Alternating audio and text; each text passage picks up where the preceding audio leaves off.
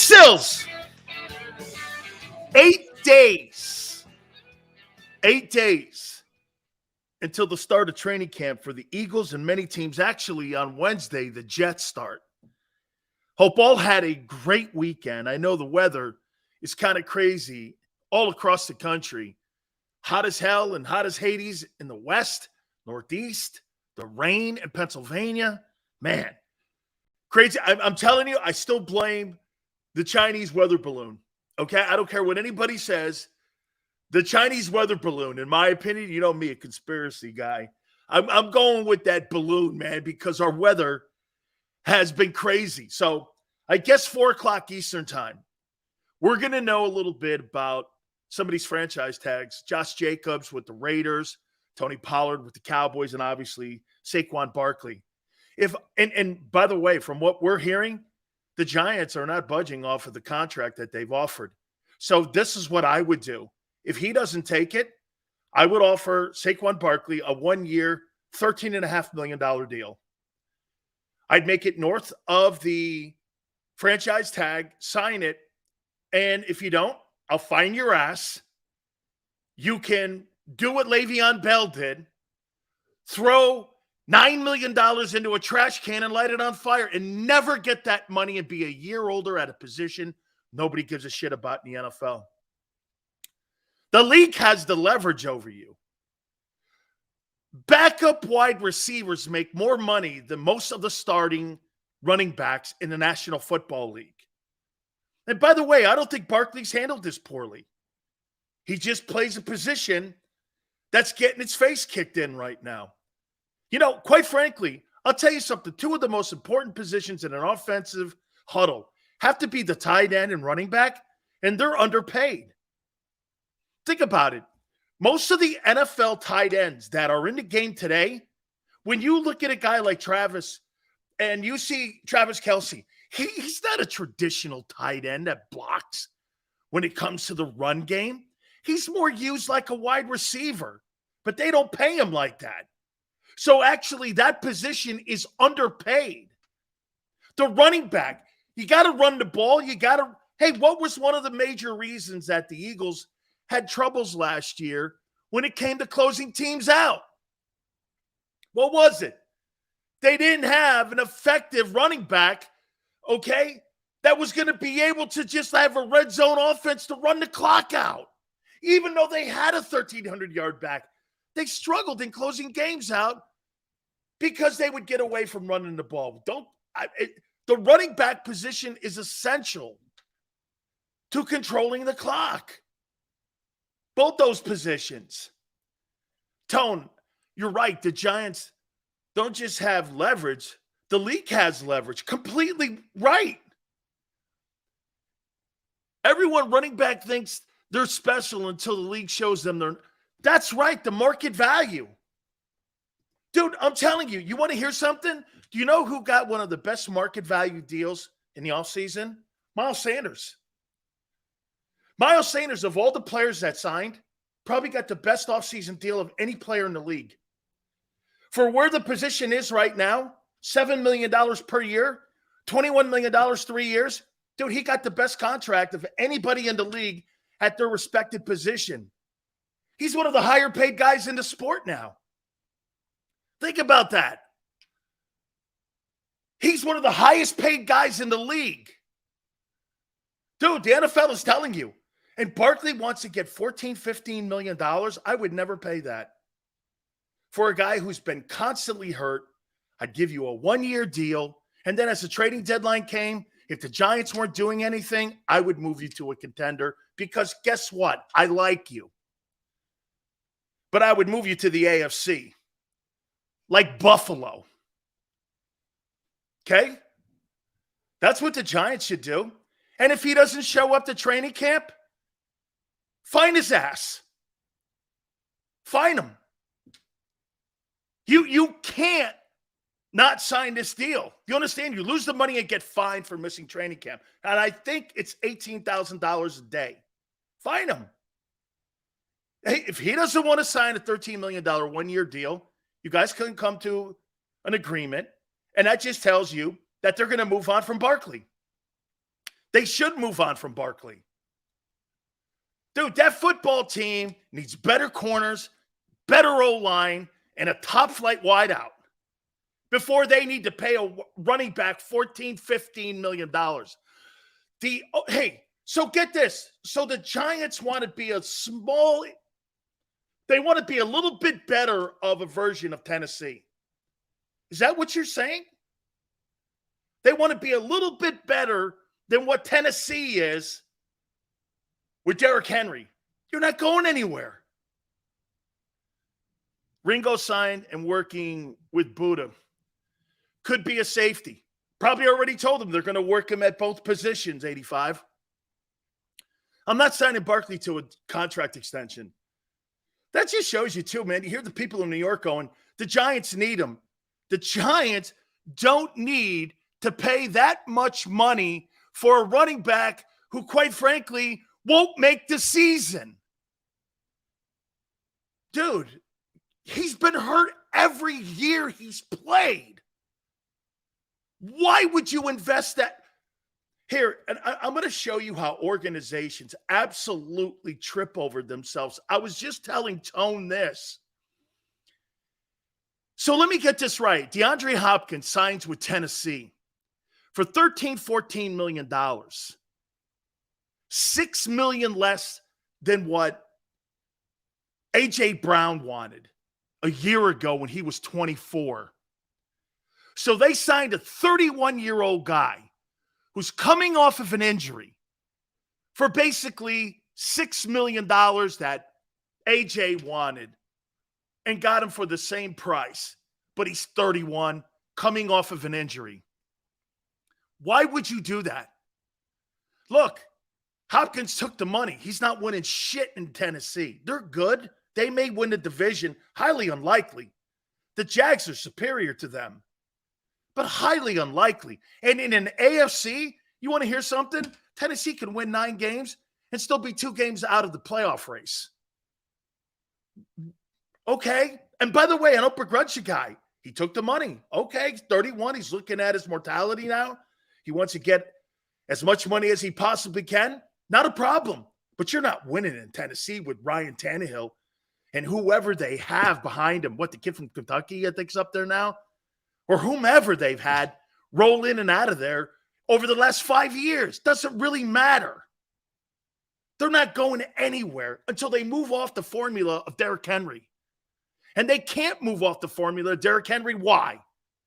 Because they don't have a quarterback that can deliver the goods on Sunday the same way the running back can deliver the goods and at least make them competitive. Henry makes the Tennessee Titans competitive. Ryan Tannehill does not. And that's exactly what Barkley will do. Daniel Jones doesn't make you a championship contender. That team is not a championship contender. Get this. The New York Giants are not a championship contender team, but you're spending almost $50 million on the quarterback, $14 million on the running back, and you're spending $17 on an injured tight end. That is not a championship formula. That's not how you win. You got the majority of your salary cap tied up in 3 guys. You're top heavy in your cap. You know, again, the secret sauce in New England was always this: Brady and a balanced salary cap. The salary cap was always balanced. Everyone took pay cuts and haircuts, including Brady. Brady was never the highest paid player in the history of his career in New England. He didn't start making the giant money till he got to Tampa. Man, you just watch organizations just fart all over themselves. It's absolutely insane. Hey, before we get in, we're going to look at position rooms. This time we're talking coaches for the Philadelphia Eagles and your Week 13 opponent, the San Francisco 49ers. We're going to look at the Niners, but before we do that, I want to hit upon this Embiid thing. And Embiid now wants out. Oh, yeah, by the way, he had a lame-ass effort in cleaning it up. But because he thought he was going to be a big hero with Maverick Carter and sitting out there with all the stupid asses in Los Angeles, he thought he'd play big wheel out there and say that, hey, if I'm not going to win a championship, hey, you know what? If it's not in Philly, it's somewhere else. And he thought he was going to be a big wheel, but now guess what? He's held accountable to it because people in Philadelphia hold you accountable. Nobody else in other stupid-ass cities holds you accountable to that shit. So you got James Harden and you got Embiid saying that they want out. Or at least now he's laying out the yellow brick road for him to get out of here. I'm talking Joel Embiid. I hear some people go like this. You know, I don't blame him. I do. You're the face of the franchise. Is he wrong? No.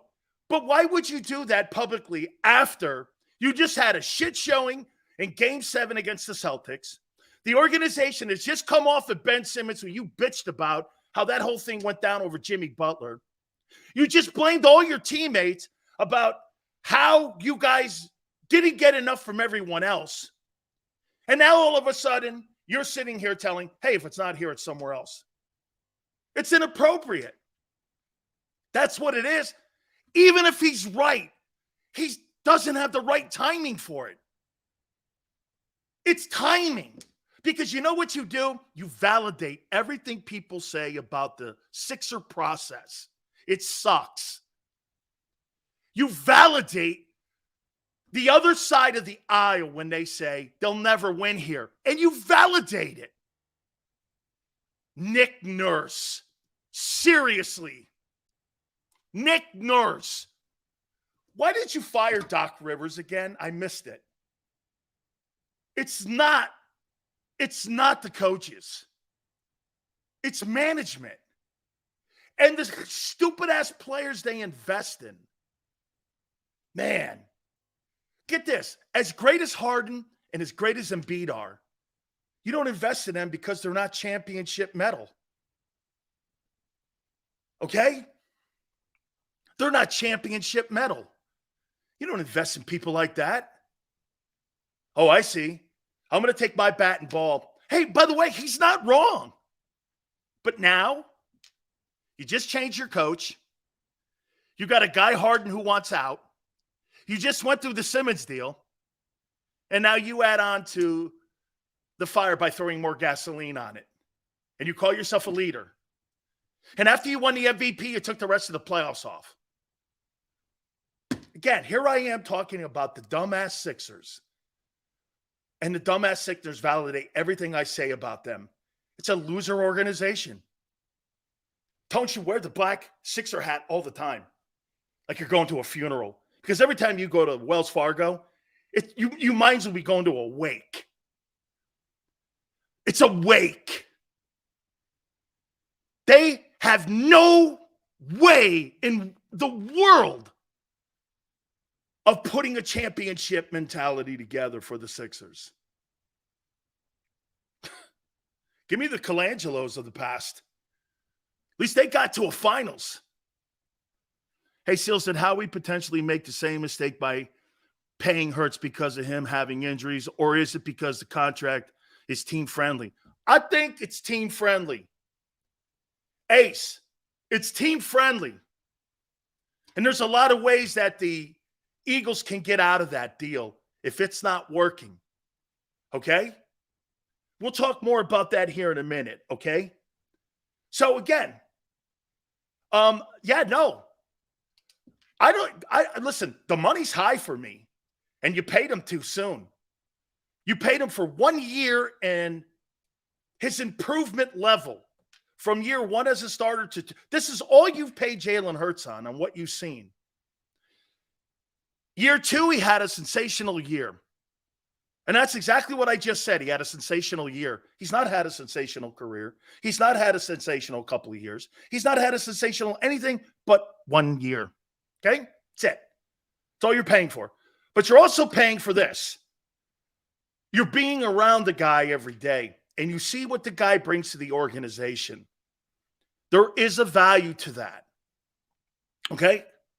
There's a value to that. And to me, personally, I'll tell you the most important thing that I think they're paying Jalen Hurts on. His improvement. And Tone, I don't know if you agree with me on this, but everybody that played in that huddle had a career year playing with Hurts.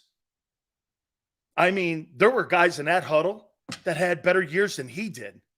The two wide receivers, the running back, the tight ends, the offensive line. Jalen didn't have that spectacular of a statistical year when you compare it to the rest of the NFL quarterbacks. Okay? He just didn't. They're pedestrian. 22 touchdowns, 3,700 yards. But when you look at the rest of the huddle, everyone had career years. That speaks volume to him. Okay? Dosett, you can say whatever you want. I'm not ripping him. The objective of a quarterback is to make everybody else around him better. And he did. How many? And you won. You know how rare it is to make everybody in your huddle better and win? We see empty calorie stats in Dallas every year. There were no empty calorie stats in the Philadelphia offense and in that huddle, especially with Jalen Hurts. It's not a rip. It's not a rip. Okay, there was something else that was thrown out there. Jeremy Fowler from ESPN threw this out, and I thought about it. Before we get to the topics here, by the way, Gary Cobb, 4:30 from Fox 29 in Philadelphia, our Monday guest each and every single day. We so appreciate him doing that for us. So Jeremy Fowler was talking to executives in the National Football League, and he was polling the best offensive tackles in the game. One executive who was anonymous, and I hate this, said that Lane Johnson's the most overrated player in the National Football League. And he goes, he plays in an RPO system. It's not really a traditional passing system for you to be able to gauge playing offensive tackle. And he gets the benefit of hiding behind an RPO system. It's not my words. I'm paraphrasing what this executive told Jeremy Fowler. Okay? And I'm going to tell you what I think of it. He said that Lane Johnson's the most overhyped and overrated player in the league. And so much so that Lane even commented, and so did Malata. Okay? The only thing, and there is something to the fact that he plays in a run-dominant offense, but again, got to understand something. You see, here's what makes him great. He's a right tackle that's the best run-blocking lineman in the league, but also one of the top 3 pass-rushing tackles. But he plays right tackle. I'm not looking at it glass half full negative. I'm looking at it positive. Most of your right tackles aren't good pass blockers. They're not good in pass probe. He's exceptional. He's exceptional in it. So when he says that, Lane has turned himself into one of the top 3 pass probe tackles linemen in the National Football League. The best is Trent Williams because he plays the premium left tackle position. And most of your top tackles are the left tackle. Okay? So you're not looking at Lane in exactly what the Eagles do. He fits exactly what they're asking him to do. The RPO run, it's not pass run option. He is dominating because he and Jalen Hurts are taking advantage of the system that they've implemented now. He is so much better than he was 2-3 years ago because of the new offense that they're running. It fits him. It actually fits Jason Kelce too. So this executive is still looking at, well, Jalen Hurts is not a 7-step drop quarterback and Lane plays right tackle. That's fundamentally flawed if you're not watching how the Eagles have revamped this offense into being a run-pass option team. Lane Johnson is the most important lineman on the team because run-pass option. It's true what the guy says. They don't perform in a traditional 7-step drop offense, Lane gets the benefit of that. But that's not what they're doing in Philly. Do you understand? I said this before to Tone, that what Jalen Hurts is doing and what Lane Johnson is doing, they've created a one-of type offense that very rarely do you see, where you've got a guy who's running an offense and it's a one-of. This is why they're trying to do this now in Chicago, and this is why they're trying to do this now in Baltimore. Baltimore wants to change to exactly what the Eagles are doing, and they were proficient enough. There was an MVP year up there. He led the NFL in touchdown passes. I'm talking Lamar Jackson. What exactly was wrong with the offense? They weren't winning enough critical big games. That's why. That's right. Ace. So you got a guy, Ace, that won't put his name to it. Ace, think about that. You got a guy that won't put his name to it? It's really probably nothing then, except a guy just talking shit, and he's probably with the Cowboys. Absolutely. Or somebody who thinks, maybe it's a Niner guy, I don't know, who somebody thinks that they have the best tackle when, quite frankly, Lane Johnson has made himself one of the best pass pro tackles in the game. Okay? Totally. So I thought that was off base. Because, hey, is Lane, could you put Lane in the Cincinnati Bengals offensive line with Joe Burrow? I would want him at left tackle protecting my quarterback's blind side, because my quarterback doesn't run.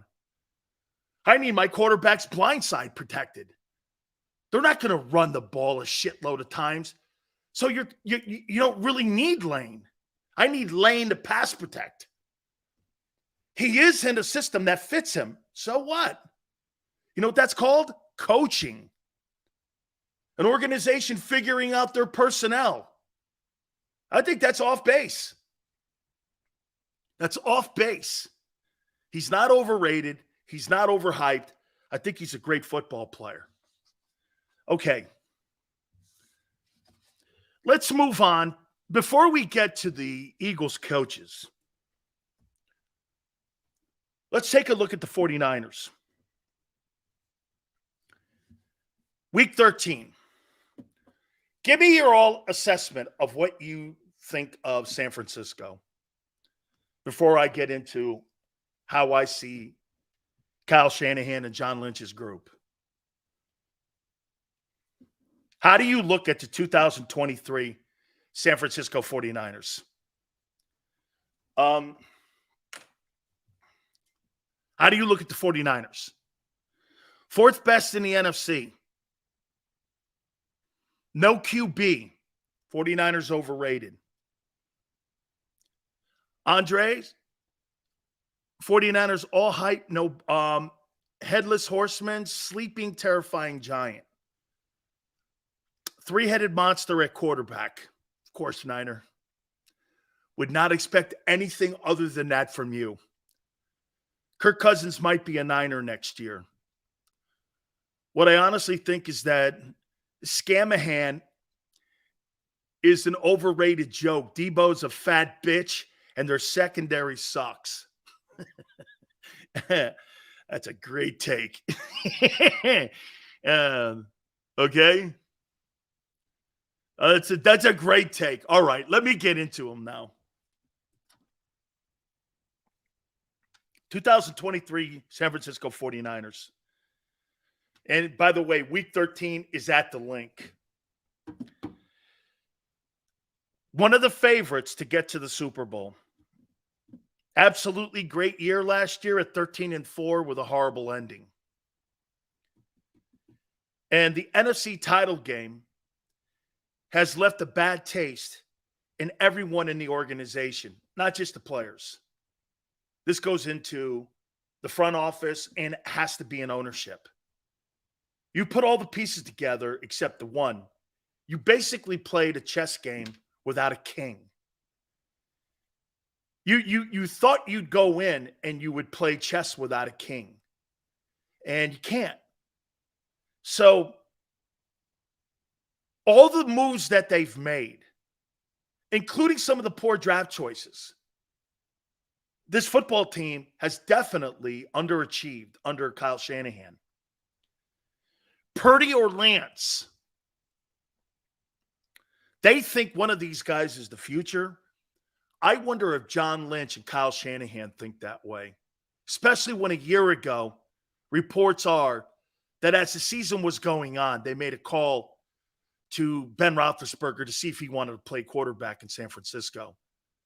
There's not a chance that they're sold completely on Brock Purdy. They're clearly not sold on Trey Lance. The conversation, the players' comments, the way the coach talks about him, they're basically looking at Trey Lance, and in my opinion, Trey Lance is an afterthought. And you're in a position where you've got to take advantage of this roster now. The 49ers are not in a position to develop a quarterback. You're a Super Bowl contending football team, and you don't have a quarterback. How have you not addressed this? And you see the stubbornness of the front office with Trey Lance. And get this, here's where they are with their quarterback position. They're hoping Purdy's the guy, and maybe they find magic with Trey Lance. That's not a plan. And then, for a security blanket, they sign Sam Darnold.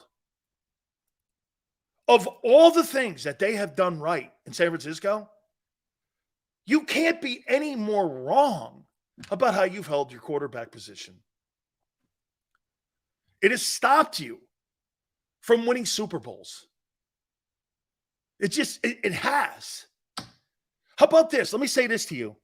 This roster here is better than the roster that Jim Harbaugh had when he took the team to the Super Bowl.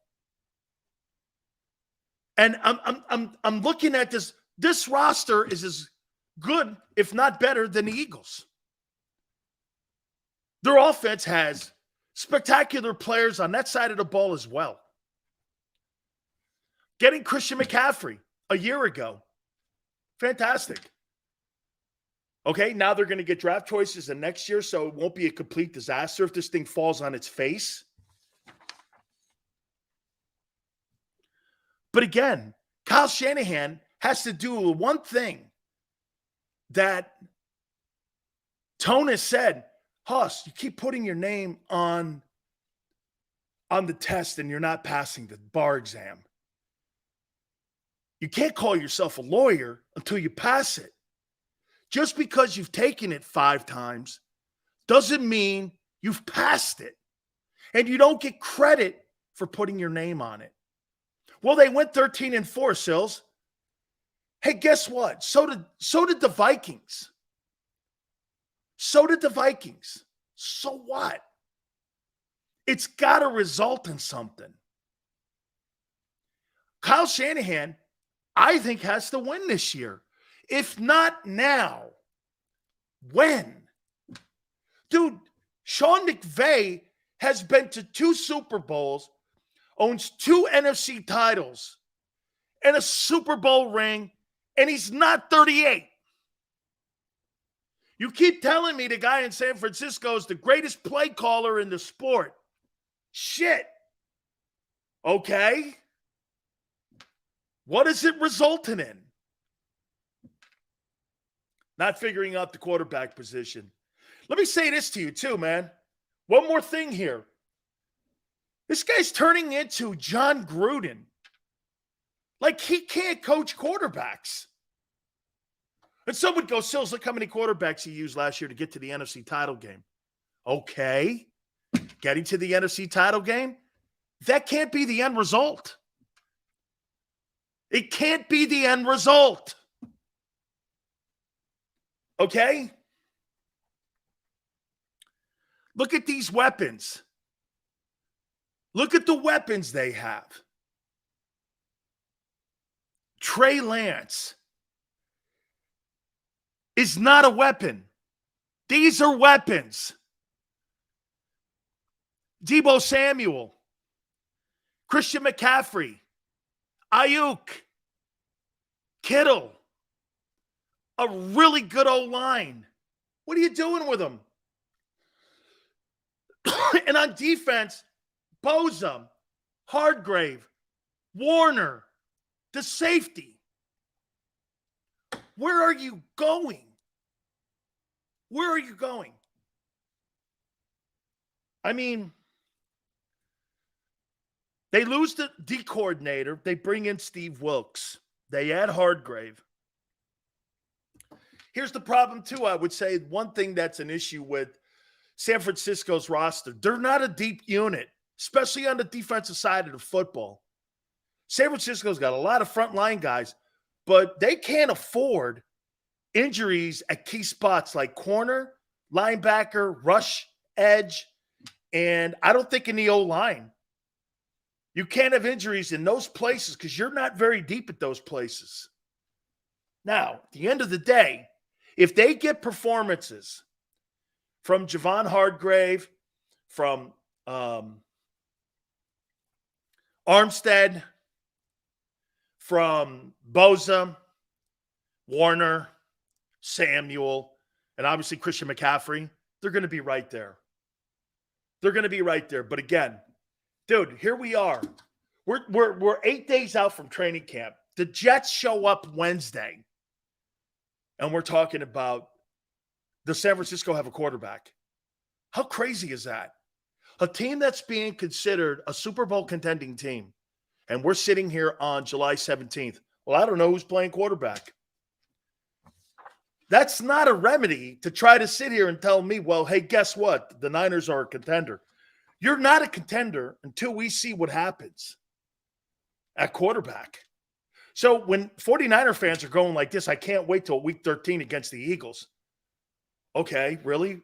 You can't even figure out who your quarterback is. Before you think about week 13 and the Philadelphia Eagles, you better worry about your quarterback position first.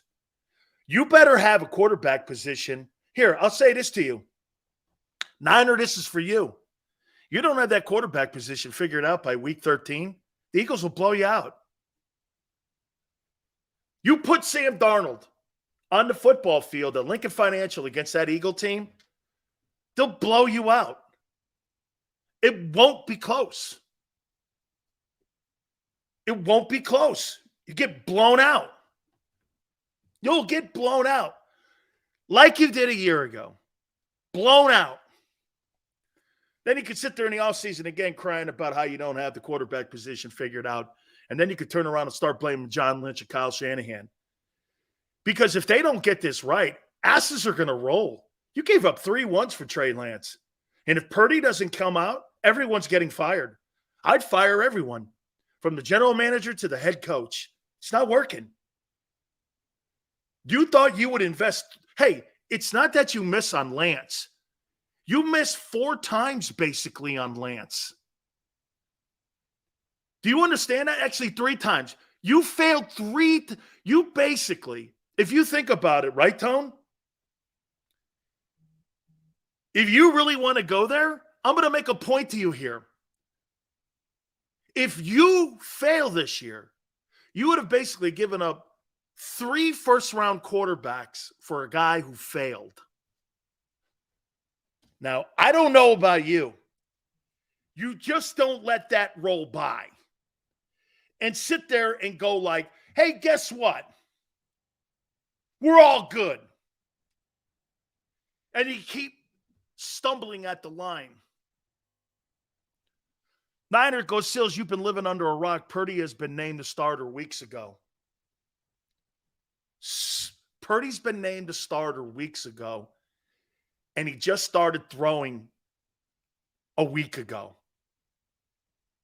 Sounds like you got it figured out. That tells you all you need to know. I just enjoyed Niner, what he just said. Think about it. This guy was in Jacksonville a week ago, started throwing. The 2 quarterbacks that they have in camp, they named the guy who's still hurt and said that they'll be ready for the opening of the week. So the toilet quarterbacks that they have now aren't good enough to start week 1. So they're going to start Purdy. without even practicing, OTAs, even going through training camp. What does that tell you? What does that tell you? That's really all you need to know. Thank you, Niner. He was named starter weeks ago. He just absolutely validated my point. Okay? Thank you, Niner. Hey, Sills, Purdy was named starter weeks ago. Oh, well, he wasn't even thrown until last week. So you must have a lot of horse shit in San Francisco at the quarterback position now, in Sam Darnold and in Trey Lance. Thank you, Niner. Contributions always needed, man. Thank you for slamming home the point and arm wrestling the point home. Couldn't have done it without you. Thank you very much. Look at Niner. Even a San Francisco 49er fan. Look at that. Validating Sills' point on their horseshit situation. Okay? That's your opinion, Sills. What do you mean opinion? You just told me he was named a starter weeks ago.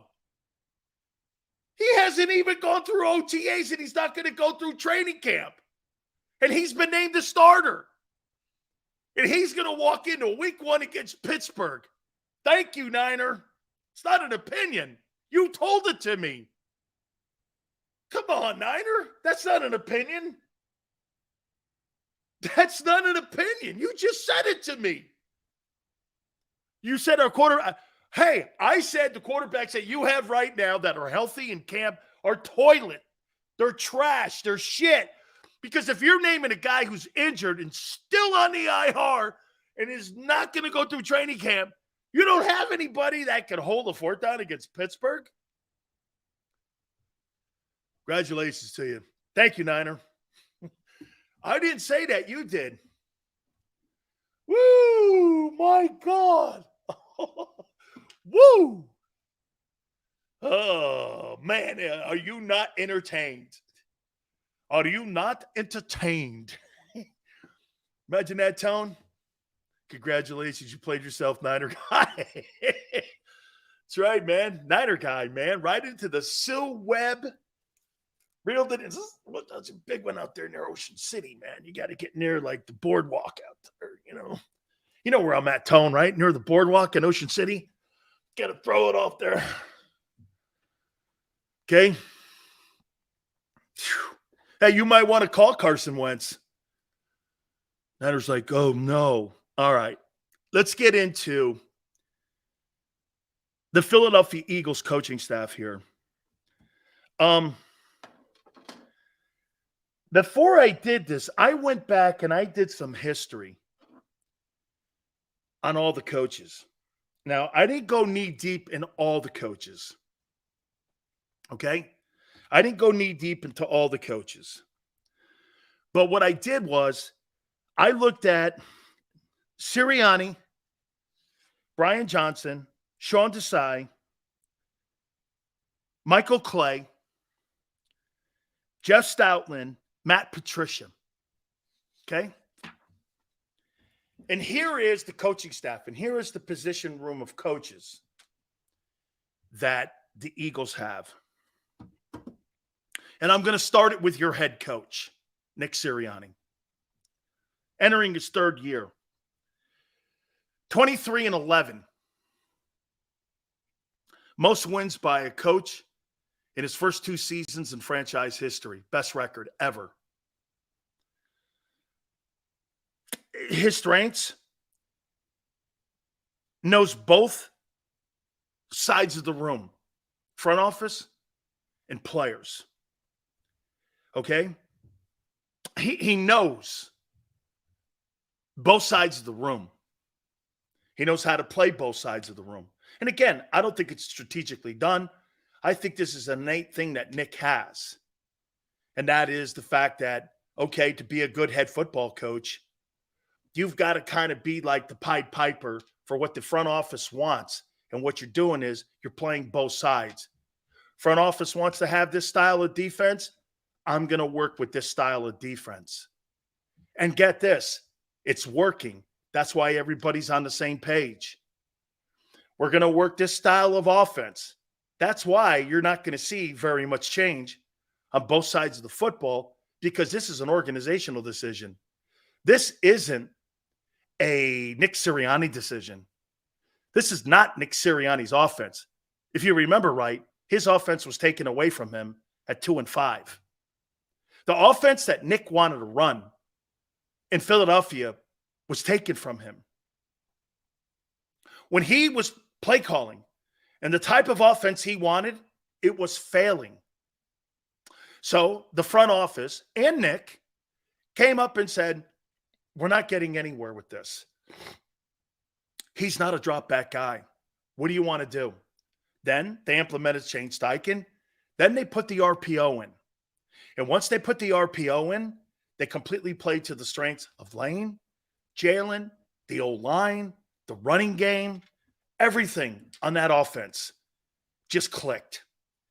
And basically what they did was they figured it out. Okay? And Nick is part of that process. Okay? Hey, Seals, you want to know what 40 whiners common denominator with delusional and butthurt dumb organizations? With Dallas, no rings. Absolutely. They get in the way of themselves. This is another example of the Eagles not getting in the way of each other. And Nick knows that. Do you know how hard it is for an NFL coach like a Doug Peterson or Andy Reid not to have their own imprint or thumbprint on a organization? Do you know what Nick Sirianni's thumbprint is on this organization? Is that he understands both sides of the room. I mean, take a look at this. Look at Dallas, for instance. Mike McCarthy, for the first time in Dallas, is going to have say in his team. How long has he been there? He's finally going to have say in his team because he's going to be a play caller. Prior to that, he was like a librarian. Okay? He was like a librarian. And remember something, the more equity Nick gets with winning and going along with what they're doing, the more they're going to listen to him. Dude, when Nick Sirianni was 2-5, how much equity do you think he had in the room? Zero. You don't listen to a coach who's 2-5 and offense is sputtering, going nowhere. But when you start winning because you know what you do, I got to be a better head coach. I got to oversee more as a delegator. Sirianni's gone from being a play. I'll tell you this. I don't think people understand this. I had this told to me from numerous coaches. The transition that college coaches or college quarterbacks have to make from that level to the NFL, we see it all the time. Some guys struggle, some guys don't, right? Well, what do you think that struggle is from being a coordinator to being a head coach? You still think you're a head coach, and you can't put down the OC or DC headsets. Happened to Patricia in Detroit. We see it all the time with guys you thought would make good coaches, but when they took off their side of the ball and had to put on where you click the switch and you get OCDC, and you had to listen to both sides, they're not very good at that. Parcells said it numerous times. Hey, I was lucky I survived my first year in New York, because if I didn't survive, remember he told Phil Simms, and Simms said it here on this program. He went to Simms and says, if I survive this, we're going to win a lot of games here. Because Bill knew exactly what he had to do. I think Belichick had that same shit happen to him in Cleveland. I think Shanahan had that happen to him when he was with the Raiders. That transition's hard, man. Nick did it on the fly. You know what, too? I got to hand it to the organization. They probably told him, hey, Nick, let's let Shane. He's had more success and more working with when it came to RPO. We got Jalen Hurts. They still didn't believe it, even after the first year that Hurts was the guy. But they liked what they were running. And they went on to win. It got to the playoffs, got destroyed in the playoff game, but they saw something in Hurts. They still went and got 2 wins because they were still thinking in April they might have to get a quarterback. Well, Hurts turns in a great year. And then all of a sudden they're like, holy shit, this thing fit the personnel and our team. That is on the side of Nick Sirianni going with it. And get this, how many times do you not agree that Doug Peterson and Howie Roseman were butting heads at the end over decision-making of the roster, the direction of the team, the quarterback, the assistant coaches? It was constantly butting heads every week. Nick is not doing that. Now, you're winning. You're winning. That's part of it. Okay? That's part of it. And that's why Nick is improving as a delegator. You know, he's more Jimmy Johnson than he is Doug Peterson. I'm talking Nick Sirianni. Because Jimmy's the greatest delegator of all time. He delegates to his assistant coaches, and his assistant coaches have a lot of say in the direction of their units. North Turner ran the offense in Dallas. Dave Wannstedt or Butch Davis led those championship football teams defensively. Wasn't Jimmy, but he oversaw it. Because then what he did was, now Jimmy had the advantage. He hired all the coaches and picked all the personnel. Nick has none of that. But it's a pseudo version of it. Yeah, see, Jimmy had total say. In 5 years, won 3 Super Bowls. I mean, not much to say on that. So Sirianni's really doing well. But here's the problem with coaching. One bad year, you could be off your ass and you could be out the door. It doesn't matter. You fire a coach quicker today if he's not the right guy. Look at what they did in Arizona. They gave both Steve Keim and they gave Cliff Kingsbury contract extensions, 3-year extensions. Then the year came up, they fired them both with years still remaining on their deal. Okay? In my opinion, once again, Nick Sirianni will be evaluated every year and is tied to success of what Jalen Hurts does. He's tied to that kid's success. Brian Johnson. I went deep into this guy here, and I'm very, very... How about this? I am more encouraged on what I found out about Brian Johnson than what I was before when I said he's the least experienced offensive coordinator in the NFL. I went knee deep into him. Okay. You notice the Eagles have yet to offer Sirianni an extension. They are still evaluating him. Absolutely. Dude, if you can fire Andy Reid and Doug Peterson, you can fire Nick Sirianni any moment. And Nick knows that. Nick, personally to me, I think they'll extend Nick at the end of the year if they have a great year. If they don't, they won't. Okay? I look at Brian Johnson. He's been in the Eagle organization now for 3 years. He was the quarterback coach 2021 to 22. And here's where the relationship is to the organization and why I think there's more positive here now with Brian Johnson taking over at OC than what thought in the past by me. He was a former Gator offensive coordinator in 2018 and 2020 under Dan Mullen. Why is that important? Because he's with Dan Mullen at Mississippi State. And the year that Dak Prescott led Mississippi State to a number 1 ranking and 4,300 passing yards was 2014. He was the OC there for Prescott. So Dan Mullen is a hell of an offensive-minded guy. And you're talking about a guy, and if you've ever heard Dan Mullen talk about a player like Dak Prescott, and let me tie it into Jalen here. I'm going to tie this into Jalen. Tone, I think you'll like this. In high school, Dak Prescott was getting no scholarship offers. Okay? No scholarship offers. 0.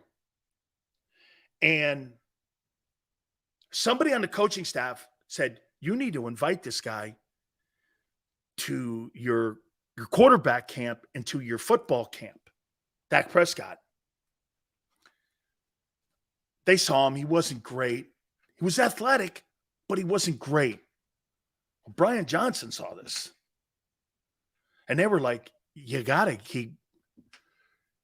offer him. So he shows up at Mississippi State his freshman year. He's not that hot. Sophomore year, he gets better. Dan Mullen notices it. He gets better. Then by the time the junior year comes around, they couldn't believe the improvement. Could not believe the improvement that he had. And by the time Brian Johnson got to him, his senior year, Dan Mullen couldn't believe how much had he increased and improved as a starting quarterback. Could not believe the improvement from high school to that camp to his final year at Mississippi State. Could not believe it. The improvement. Brian Johnson was part of that and the development of Dak. And one of the reasons the Cowboys drafted him was because Prescott had kept getting better and better and better. Well, the last 3 years, Brian Johnson's been on the coaching staff in Philadelphia, and you're seeing that same kind of Prescott improvement. So Brian Johnson has to be credited with the improvement of Jalen Hurts. He helped develop Dak Prescott. Prescott was not considered any prospect in the Southeastern Conference. He was considered no prospect. But as Brian Johnson got to him and then became the OC, I think it was in 14, his best year there, he was the offensive coordinator under Dan Mullen there. Won a shitload of games, threw for almost 4,500 yards, was great. I mean, so the guy's developed a quarterback. And he's developed players that people thought weren't going to get better. Whatever you think of Dak Prescott, Brian Johnson had a hand in his development, along with Dan Mullen. And now he's taken what he helped develop Dak with Jalen, and it's working. Here's my point. Is that when you see a guy continuing to help people get better and better, no matter if it's Dak Prescott, Jalen Hurts, you have to start looking at maybe Brian Johnson's a quarterback whisperer kind of guy. Prescott he demanded that Dan Mullen give him a scholarship. No one wanted to on the staff. So the more you dive into Brian Johnson, I hate the fact he's a Gator, but it makes sense because he was with Mullen. The guy's good. He's got a background of developing quarterbacks. He's just been never given the OC job at the NFL level until now. He was a offensive coordinator at Florida and Mississippi State. Southeastern Conference, okay, maybe not the NFL, but it's better than the Big Ten. Better than the Big Ten. So if you're a Philadelphia Eagle guy, you're not that upset that Shane Steichen's out of the building. And here's another opportunity for a guy potentially to really show that maybe it's an upgrade. Who's Shane Steichen? Who does Shane Steichen? Does he get credit for that?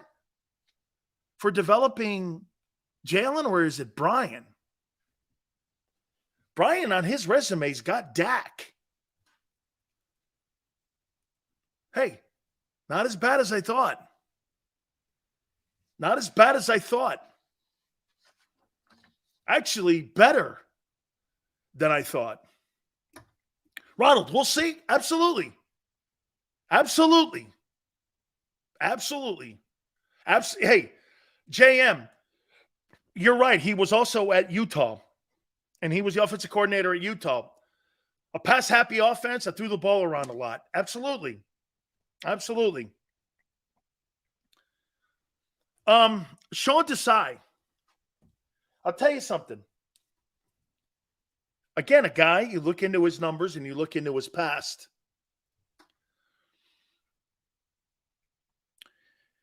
He wasn't the DC in Seattle. However, Pete Carroll leaned on him a lot in Seattle.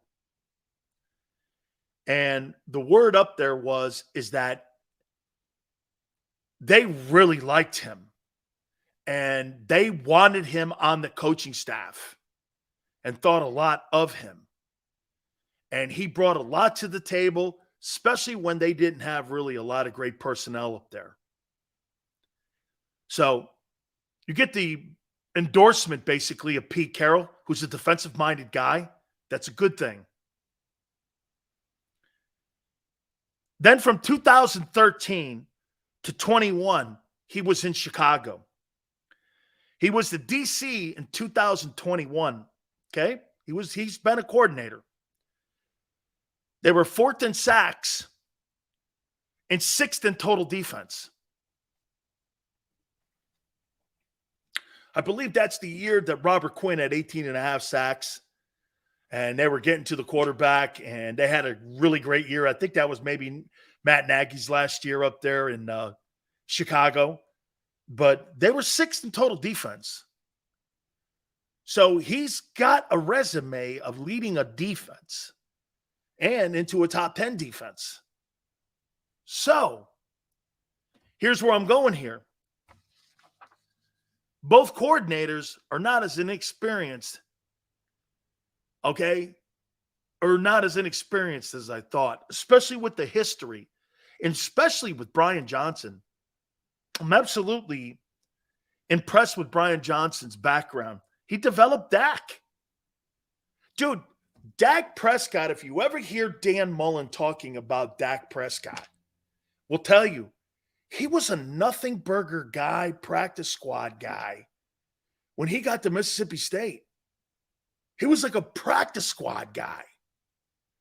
And he helped develop him into being a $50 million a year player. He's part of that. Okay? Ronald goes, I think the Eagles have been good at this, cranking out coaches who get plucked. You have to look at Howie. Lurie coaching players. Ronald, absolutely. Absolutely. All through Jeffrey Lurie's history of owning the team, he's been a fabulous owner in putting a front office together that picks the right personnel in the personnel department and also in the coaching level. They've done a rock solid job here, man. And again, this is what you say when you look at these two coordinators, Brian Johnson and Sean Desai. They deserve their opportunity here. They're young. They're innovative. They're going to use the numbers. They're going to use, sabermetrics. They're going to go down that line. But they're also going to go with what the organization is known for, believing in their players and coaches and position coaches. So better than I thought.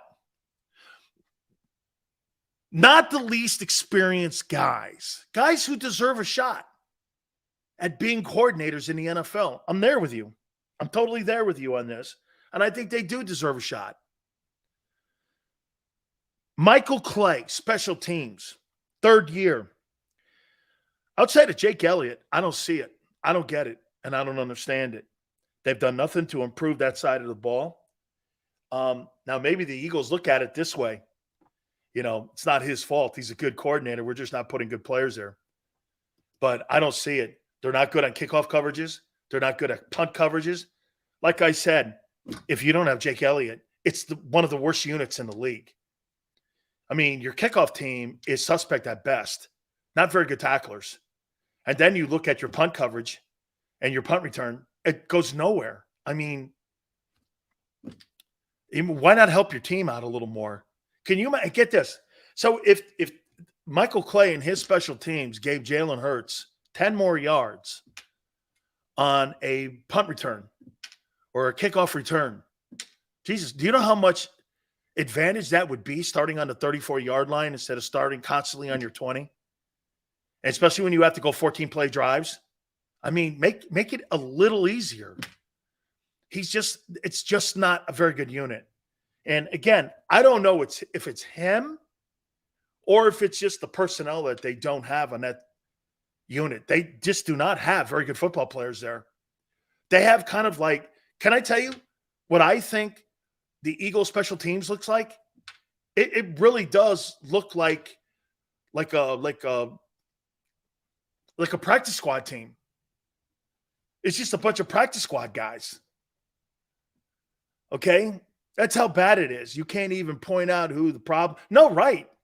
I don't know if it's Clay. And it's probably why he's kept his job. Because for a guy to have his job for 3 years like Michael Clay, the organization must not be helping him, and they must be telling him that. Because nobody keeps their job with a shit job like that. Unless you're just getting poor personnel. They don't tackle well. They don't cover well. They don't return well. The only thing you do is field goals and extra point. It's the only thing keeping that thing on a respirator. Other than that, you got a horrible unit. And it'll cost you in a game somewhere this season because your unit is so terrible. Okay? It's just not a very good unit. Jeff Stoutland, the best position coach in the history of the Philadelphia Eagles, and that includes Jim Johnson. A defensive coordinator versus an offensive line coach, it's not close in importance. Barkley and Jacobs are not signing the franchise tag. Should the Eagles look into Jacobs? No. Okay, why would I want to sign a guy for $14 million when I could sign Dalvin Cook for $5 million, if that was the case? We'll look at that here in a minute. Jeff Stoutland is the best position coach in the history of the Philadelphia Eagles. There's no getting around it. It's the most important position coach you can have. It's the most important position you can have on your team. There's not a question, in my opinion, that he's your best. Finally here, before we close it up here, Tone, I wanted to get it done here. Matt Patricia, senior defensive assistant. And from what I'm understanding here, that's his title. Senior defensive assistant. Now, it doesn't say to who. Are you working for Desai or are you working for Nick? Who do you answer to? Do you answer to Desai? I don't know. I don't know. Neither do you. Who does he answer to? Like, does Nick Sirianni and Howie talk to him about what he's seeing? I mean, right? 5-star goes, Jim Johnson was a GOAT without a ring. Stoutland's got a ring. And 2 NFC championship rings in Philly. You tell me who's had more success developing players. Jordan Mailata, Jason Kelsey, Lane Johnson, Isaac Seumalo.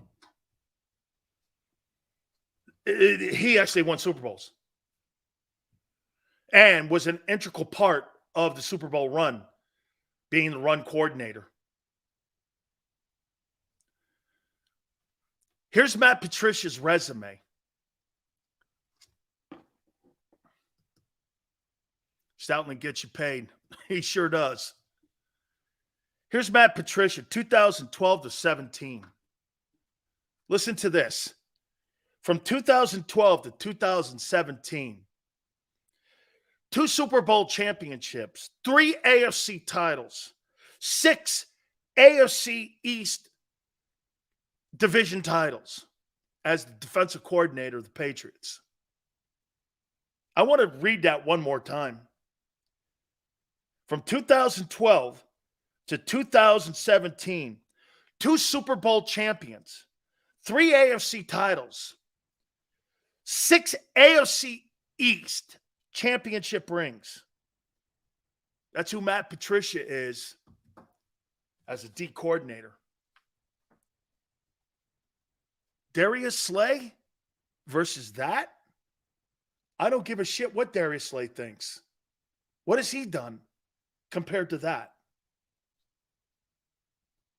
Who are you? He also developed, Patricia, the defensive player of the year. He's also developed defenses that finished in the top 3 that actually won Super Bowls. Darius Slay, great kid.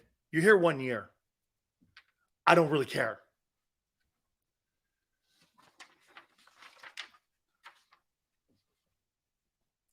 Overall, it's a pretty good coaching staff. Okay? How about this? It's an inexperienced coaching staff, but it's also a coaching staff that deserves an opportunity. I want to talk about Barkley, Josh Jacobs, and also Tony Pollard. They were supposed to have signed their franchise tags, and I'm sure they're still working with the Barkley. We'll give you an update on that. Keep it here. Hour number 2, National Football Show. Do you stream on a Roku, Fire Stick, Google TV, or Apple TV? Now you can watch 6ABC 24/7 with the 6ABC Philadelphia streaming app. And the big story on Action News? Search 6ABC Philadelphia and start streaming today. Go to get your game on. Go for the beers. Go for the cheers. Go for the hit and the hits. Go for the stakes and the stakes. Go to get your parlay on. Go to get your party on. Go for the scene. Go for the screens. Go for the gallery. Go for the win. Go to Ocean. Visit theoceanac.com to plan your visit. The greatest fans on earth. It's a bold statement, but would you expect anything less from Philadelphia? 58 years of heartache creates a toughness, a grit, a resolve not found in most. Sure, our prayers were answered, but now that we've had a taste, we're looking for more. Pondley Hockey, official partner of the Philadelphia Eagles.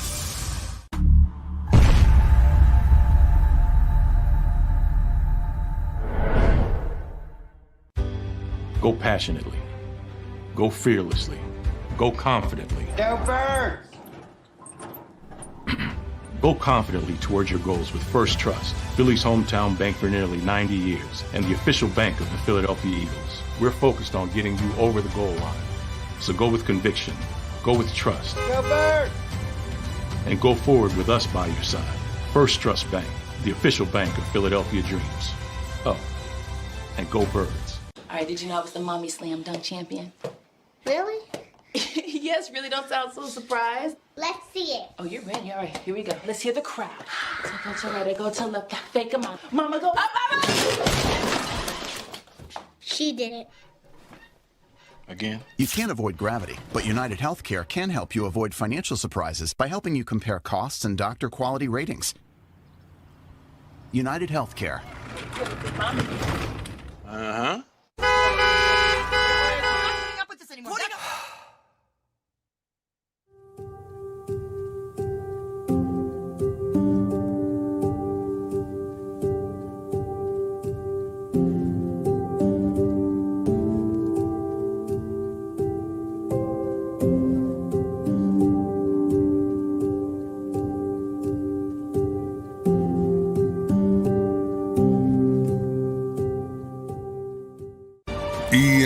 EAGLES, Eagles.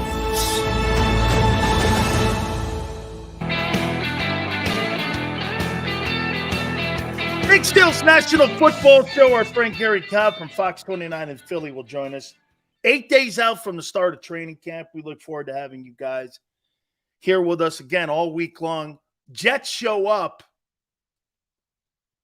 on Wednesday because they play in the Hall of Fame game. I'm sure the Browns show up too sometime this week here. So we're going to get to Barkley, Tony Pollard, and Josh Jacobs. Tone, do me a favor.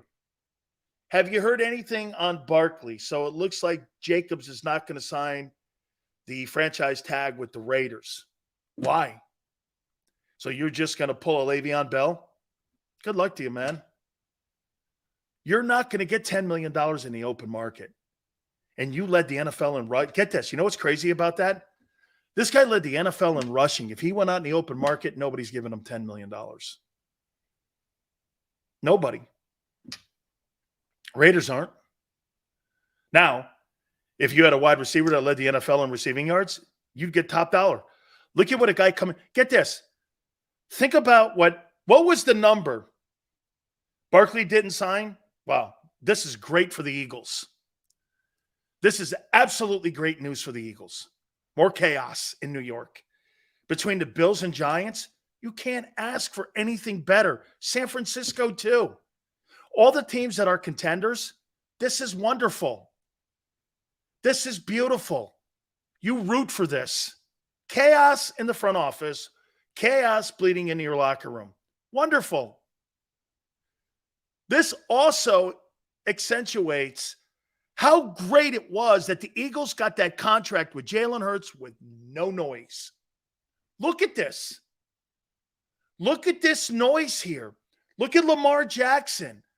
Look at Saquon Barkley. They just signed a wide receiver in Tennessee for $13 million, who's coming off of a knee injury. And the guy in New York is coming off a good season with the Giants, and he can't get $13 million. And he's a frontline guy. A wide receiver who's coming off of an injury is getting more than what Barkley's getting. Tells you all you need to know. Because they are unsigned, Barkley and Jacobs cannot be fined for not attending training camp, which begins for veterans on both the Giants and Raiders July 25th. Jacobs is not expected to report to training camp with the rest of the team. Adam Schefter. Monday, Barkley and Jacobs would lose money only if they miss regular season games and forfeit game checks. Giants and Raiders aren't moving. And you're the player, you're gonna not collect $10 million. I'm gonna hold you to it. If you want to go down that route, then here I'll tell you what. Let's sign a 1-year contract, $13 million, and I'll trade you. Or I would trade you now and sign Dalvin Cook. If I were the Raiders or if I were the Giants, Cook is a better player.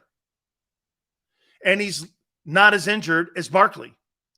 I can actually count on Dalvin Cook. I can't count on Saquon Barkley. And everyone goes, well, the Giants rely heavily on Barkley. For what? You were a non-factor in Eagle games.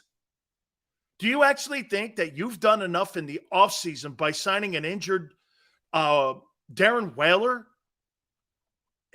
to a contract that's enough to beat Philly? You've done nothing to improve your chances of beating Philly in the offseason. Philly might be better in the D-tackle position. What have you done?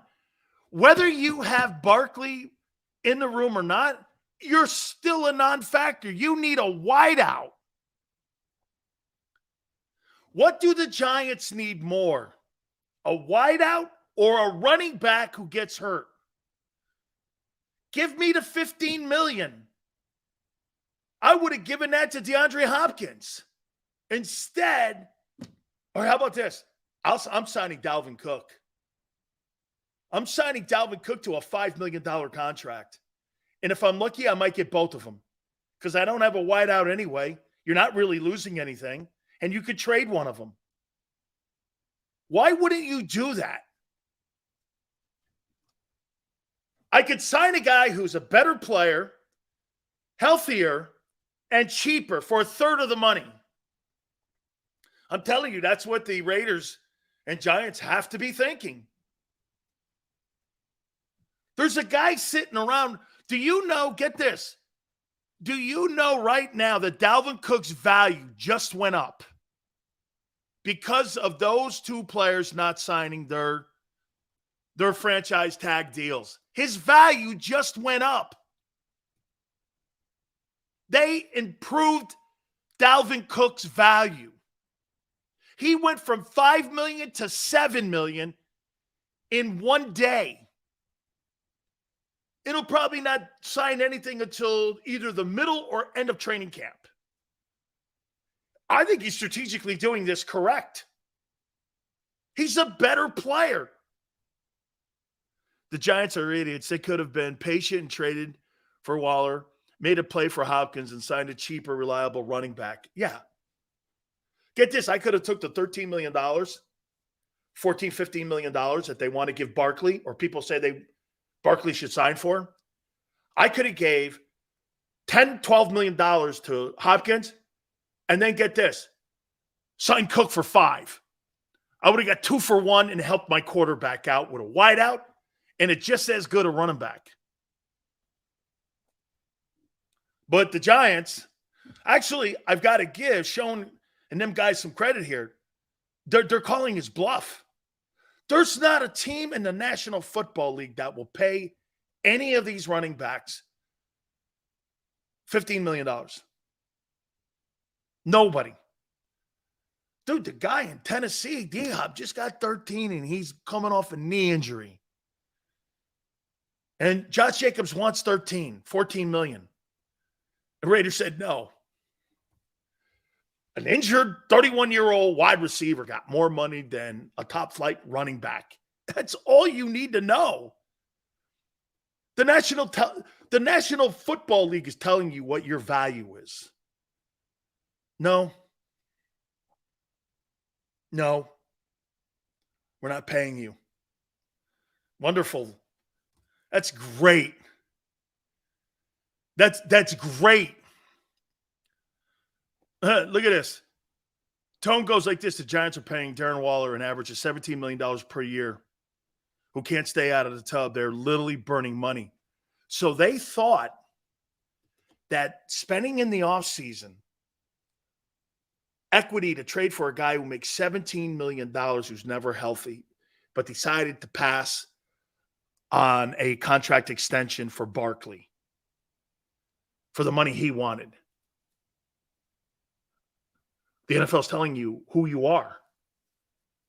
Your name may say Saquon Barkley, but the Giants look at you as running back A in New York. And there's a price tag on that. They're not looking at the name on the back of the jersey. They're looking at the value of the position to them. And that's how all teams in the league are looking at it, including the Eagles. That's why, to me, why I wanted Bijan Robinson. Bijan Robinson, a 5th-round pick, or the 5th pick or 9th pick in the draft. I don't care about that. I care the guy gives me 1,400 yards at $1.5 million a year. And he would have been a value. You have him for 3 years, and then get this, you move him. But you would have got a top-flight guy at a cheap rate. I wasn't looking at the pick. I was looking at the value of the pick. He's a sandbox guy, one of the 5 guys in the draft. Would have made your offense unstoppable even more. And he's cheap. He's actually cheaper than what you're paying Boston. That's how I looked at it. Instead, you got a collection of $7-8 million. It's kind of okay. Still doesn't make sense to me, but whatever. So Barkley not signing? Phenomenal for the Eagles and the Cowboys. I'll tell you this, if I were the Dallas Cowboys, I'd sign Dalvin Cook to help out Dak. I'd sign Dalvin. Dalvin Cook is going to change a room for somebody. He could help the Jets. But his money now just went up because of these 3 guys. Did Pollard sign? Okay. Whatever, MJ. That's not true. It's not true. Daniel Jones is worth 40. Pollard will report to training camp. Did he sign his franchise tag? See, Dallas. See, Tony Pollard is a steal. He's a total steal. Where they got him, how they use them. You see, you got to understand, they don't really use him as a running back, do they? They use him like a Brian Westbrook. They run him, put him in the slot. Shit, I've seen him line up out wide. He signed his franchise. But see, the Cowboys get value out of this guy. He's a pass catcher. He runs the ball. Put him in a slot. You could do multiple things with him. Pollard signed his tag in March. Okay. He knows he is coming off an injury. Yeah. But it wasn't a knee injury, though. From what I understand, I think it was an ankle injury. So what happened to the running back position? It's looking like the fullback position is about to die, too. I know the only place that they really run that fullback position is in San Francisco still, and the guy's a Pro Bowler. Because the wide receiver – well, here, that's a great question. He asked what happened to the running back position. What do you think happened to the running back position in the NFL? What do you guys think happened to it? What do you think happened to the running back position?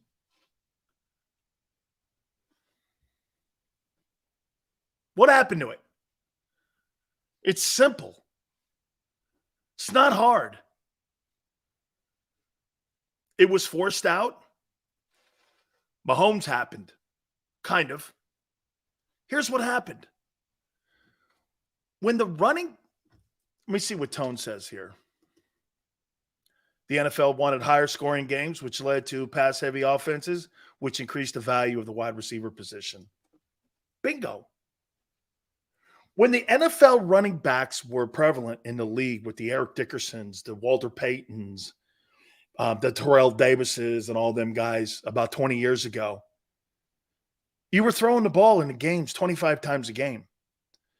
Man, I've seen guys throw the ball 60 times in games now.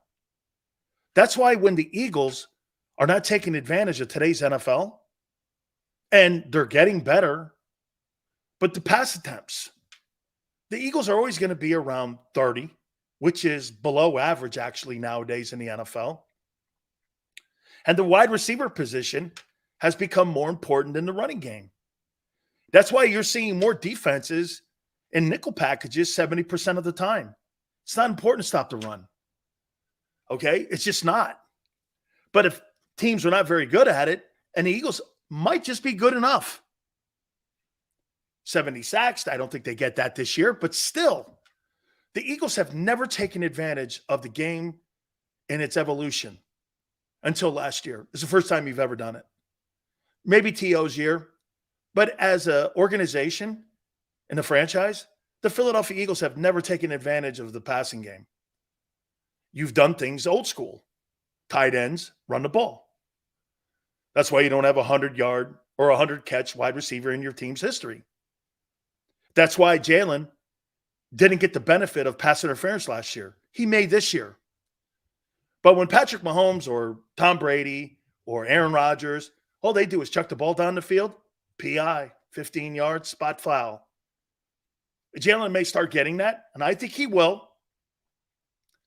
But the Eagles never took advantage of it. You've never had exceptional wide receivers. You've never had in the last 30 years, the exceptional wide receivers are A.J. Brown, Devontae Smith, and T.O. Last 30 years, you've had three guys. D-Jax is not exceptional. Okay? He's not an exceptional wide receiver. Andre Rison was better. He was a really good ball player, but not exceptional. Jeremy Maclin, not exceptional. Not exceptional guys. And now you're seeing why the running back position is being systematically pushed out of the game. Like, before I bring Gary Cobb in, Gary Cobb played in the heyday of the running game. You had the Walter Paytons. You had the Eric Dickersons. You were watching the Gerald Riggses. You were watching all these big horse running backs dominate the game because the NFL threw the ball 25 times. Now, they throw the ball 55, 65 times a game. Wide receivers becoming more prevalent. That's why nobody's playing Saquon Barkley $15 million a year on a 3-year contract. That's not going to happen. It's just not going to happen. And nobody in the world would pay him that. And the Giants are calling his bluff. Before we get into, I want to talk to Gary Cobb about the coaching staff here a little bit because I did some homework. You and I went over it too a little bit here. But Gary played against some of those legendary running backs. Fox 29's Gary Cobb, former Eagle himself, joins us now here on the National Football Show. Gary, what do you think? It looks like Barkley and Josh Jacobs aren't signing their franchise tags. They're not going to be fined until they start missing games. Yeah. During the regular season. But in your opinion, how has that evolution happened with the running back in the game today and how it's just not looked at? Gary, look at this. They just signed D-Hop to a $13-14 million contract in Tennessee, and he's coming off a knee injury. That's and right. The guy who's the frontline running back in New York can't get that. I know. And for a yearly salary. And the thing is, he is so valuable to that team because, and I heard the guys talking about it this morning, it's really, it's a shame that the running backs have gotten caught in this situation because they really have gotten a bad deal because you give them the ball, wear them out, and they don't get the money. They're not going to get paid when they're at the 5-6 years in. Nobody wants that running back. They figure he's worn out, So you utilize him when he can't get the big money because he's on his rookie contract. And then when he does get to that point, you don't want him. You let him go. And so it's unfortunate that it's like that. They really need to do something. I have been thinking about that and about something they need to do to be fair to the running backs because it's really not fair. The guy's in his rookie year and he might be the most valuable guy on the team, but he doesn't get paid for that, see, because he's not in his second deal. So he kind of ends up getting. Think about this, though. So every single place that signed a big-time quarterback, like, say, Philadelphia, they let their running back go. That's you right. don't see a high-paid running back in Kansas City. You don't see a high-priced running back in Buffalo because they're leaning on their wide receivers. Do they believe in Daniel Jones or do they not believe in Daniel Jones? I mean, it would be the only place where you had a $46 million quarterback and a $15 million running back. It's kind of doesn't make sense to me. Well, it's not fair but the team is looking from their standpoint, they're just being smart, which is who's more likely to get hurt? The running back, you're giving him, he's getting pounded. He's going to get hit. The running back gets the ball, he's going to get hit. There's a chance he could get hurt.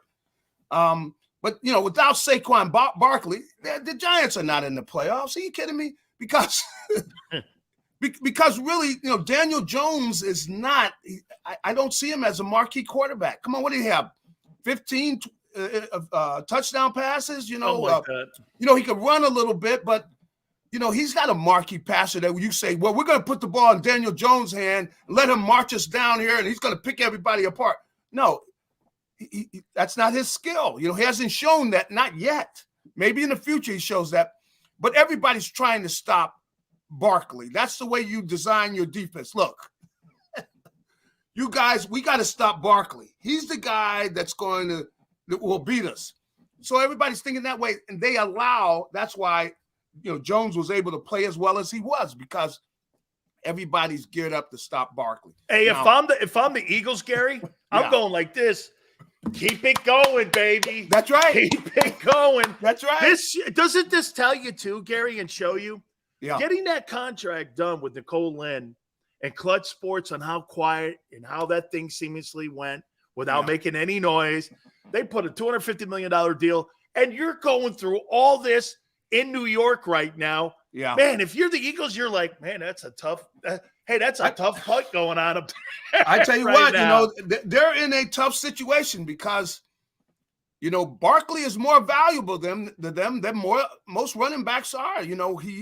He's a marquee talent. At the same time, he can go down, but he is a marquee talent because, he's got the kind of a combination of speed and size and everything that is just rare. But he's a running back, and so nobody wants to pay a running back because the game is not built around running backs. The game is built around the quarterback, Absolutely. because it is a passing game now. You don't have three linebackers in there very much because everybody's throwing the ball. So you don't want three linebackers in there where you got one of your linebackers covering a wide receiver. No. So you'll have two linebackers on the field, and that's going to be a key place for the Eagles this year is linebacker. They're going to have to show, I feel good about Dean. I don't know about Moreau and the other kid that was looking so good, Christian Ellis. We'll see who steps up, but you really need two main linebackers. You rarely have three linebackers on the field, So it's a different game than the one I played, where you might have three, you might have four linebackers on the field, but no longer because everybody is spreading you. They're spreading you out and they're throwing the football, and they're going to have three wide receivers in the game most of the time. They got, Gary, you're never going to see like a defense with Harry Carson, Carl Banks, that's right, Lawrence Taylor, yep, and like Gary Reasons. You're just not going to see a 34 like that ever again. That's right. No. You never see it again. Only time you'll see it if you go to the golf tournament and we're out here taking pictures. Other than that, never see something like that again. We were just at a golf tournament. We were laughing about it. I was at the tournament with those guys. They're laughing about it because the game has changed, man. If you have that extra, let's say a third linebacker in there, can he cover the slot guy? Who runs a 4-3? Can he cover that wide receiver who's running a 4-4? That's who's going to have to cover if you were to get in man-to-man. So you're not going to have three linebackers on the field. In fact, even the linebackers you have on the field, they better be able to run because, if they can't, they're signaling them and they're going after them. See, so absolutely, that's the way the game is now, and it's changed, and that's why, like running back, you see the Eagles are going to do it by a committee. Hey, well, let me go here with this then on that. Yes. I heard some guys today talking about it, and they said that they probably believe that they're going to go with the guy with the hottest hand and probably stick with him. Yeah. Gary, I say this, where the NFL is today, I don't think it's going to be a guy who's got the hot hand. I think it's going to be about personnel matchups. Yep. When you could do this, because the one thing Belichick, how many times did we watch Belichick? A guy would run for him for 225 yards. The next week, he's not active. Yeah. And you're going, well, it's because we were going against different personnel. And that's the league today. You see, back when you and I played, you had a roster. You were on the roster. If they wanted you, they kept you. And they were able to build a roster better. Now, with all the transition going on, you got to go with what those rosters give you. Yes. And that's why you got Penny maybe 1 week, Swift another week. Yes. Do you see them working it more like that? I think they're going to do that, and they're going to do that from quarter to quarter, Okay. Meaning like it's going to, it depends. See, this is the way the Eagles like to play. They like to come out and boom, boom, boom. It would be Swift out of the backfield, and they're throwing the ball. Boom. It's 21-3. Okay. All right, now we get into the second half. Guess what, fellas? Let me introduce you to Rashad Penny, okay? Because he's taking it from now. He's going to carry the ball 15 times in the second half. We're going to pound the ball on you, and you guys, your fans might as well go home because this game is over. That's the way the Eagles like to play. Attack you in that first half through the air aggressively and build a lead on you. Now they're going to run the ball on you. See, that's the way the Eagles like to play. So, then they turn it over to, their running game and the offensive line, and they want to bludgeon you, So that's the way they like to play. And so they do it by committee. And see, they've got some guys who are, good coming out of the backfield. That's why the passing game, because Swift was a guy who you had to, when they played the Lions, oh, man, this kid Swift coming out of the backfield, the linebacker's a headache, man. I remember having to cover those guys. You're like, oh, man, I got to cover this guy tomorrow. Swift he's great. Gary, that's funny you say that because think about it. The teams that don't and there's a lot of teams in the NFL that don't have two things nowadays, O-line and linebackers. When you get a player like Swift out in space, and look at what the Eagles even have. Boy, Swift versus our linebackers, I'm taking Swift over our linebackers because I think he's a mismatch versus our guys. That's right. Well, I was looking at when they were trying to cover him in the offseason. You're going like, man, this guy is a headache. Even the Detroit game. That's right. He had a big game against the Eagles. He's patient. See, this is the thing. This is the kind of running back you don't like. Most of them, they'll go out there. They don't even give you a chance to take the bait on a fake. They're running it so fast. He's not like that. He's going to go out. He's going to give you a chance to take bait on the fake inside. Then he's coming back outside, or he's going to try to beat you inside. And, he runs that way too, which gives his linemen a chance to do their job. So the kid is patient. So, and then he's got that burst where all of a sudden, then he's gone, man. And he's not a little guy. So he's not like a little guy where you're going to tackle him with one arm or anything. You got to get him. So he is going to be more trouble for people because you're already worried about A.J. Brown. You're worried about, the tight end Dallas Goedert. You're worried about Devontae Smith. You think about all these guys, and then you go, oh, no, it's a screen. Oh, no, this guy's terrible on screen. I've been looking at tape on him. He's patient. See, that's a big thing. A lot of times it's hard to teach a back. Take your time. I never thought Miles Sanders was patient. No, he wasn't. This kid has got it naturally. He really does a great job of letting the linemen do their job, and then he's got that burst where he can turn it on and kick it into gear, man, and he's gone. And so that's what teams are going to have to worry about. They're caught up into getting a pass rush, and you're all into that. All of a sudden, you look up, it's a screen, and you're done, man. We opened the show by talking. I've been going over position rooms the last couple weeks here, and I went and finally got to the quarterback. And I want to read you something about the two coordinators, Sean Desai and also Brian Johnson. Let me throw this at you here and tell me what you think here. So he's now in his third season. And you know what? If you do more homework on him, Gary, you start to see why the Eagles went into a position where they believe that he's a guy that can continue to get the best out of Jalen Hurts. Yeah. So he was the quarterback coach in 2021 and 2022. He was the Gator coach and offensive coordinator for Dan Mullen in 2018 and 20 at Florida. Little bit at OC 17 with Houston. And why this is important? Because in 2014, he was also the offensive coordinator at Mississippi State. Who was there? Dak Prescott. He helped develop Dak Prescott into being the quarterback. Dak threw for 4,500 yards that year in 2014. And he went from a nothing burger on the Mississippi State Bulldog roster to being a guy that got drafted and is now making $50 million. So, Gary, at the end of the day, here's a guy with someone on his resume and ledger that has developed a player like Prescott. And maybe this is one of the things and one of the reasons why he was instrumental in helping Jalen and his evolving into what we saw. So, hey, this is better than I thought if you do the homework on him. Well, and then you got Nick looking over his shoulder, too. See, Nick is not calling every play, but he's responding. You can believe every time they give up the ball, hey, let's think about this. Let's think about maybe we can work this in. So he's involved. He's sitting there, he's listening to everything, but he's got his hand on everything. So he's still there. And his personality is going to come through with what they call, see, because he's influencing the coordinator.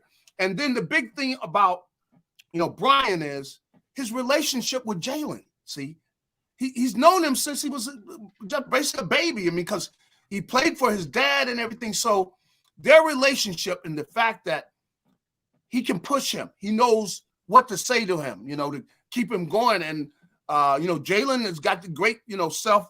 It's constructive, not destructive when he's talking to him. That's right. But he's communicating with him. He knows what he likes.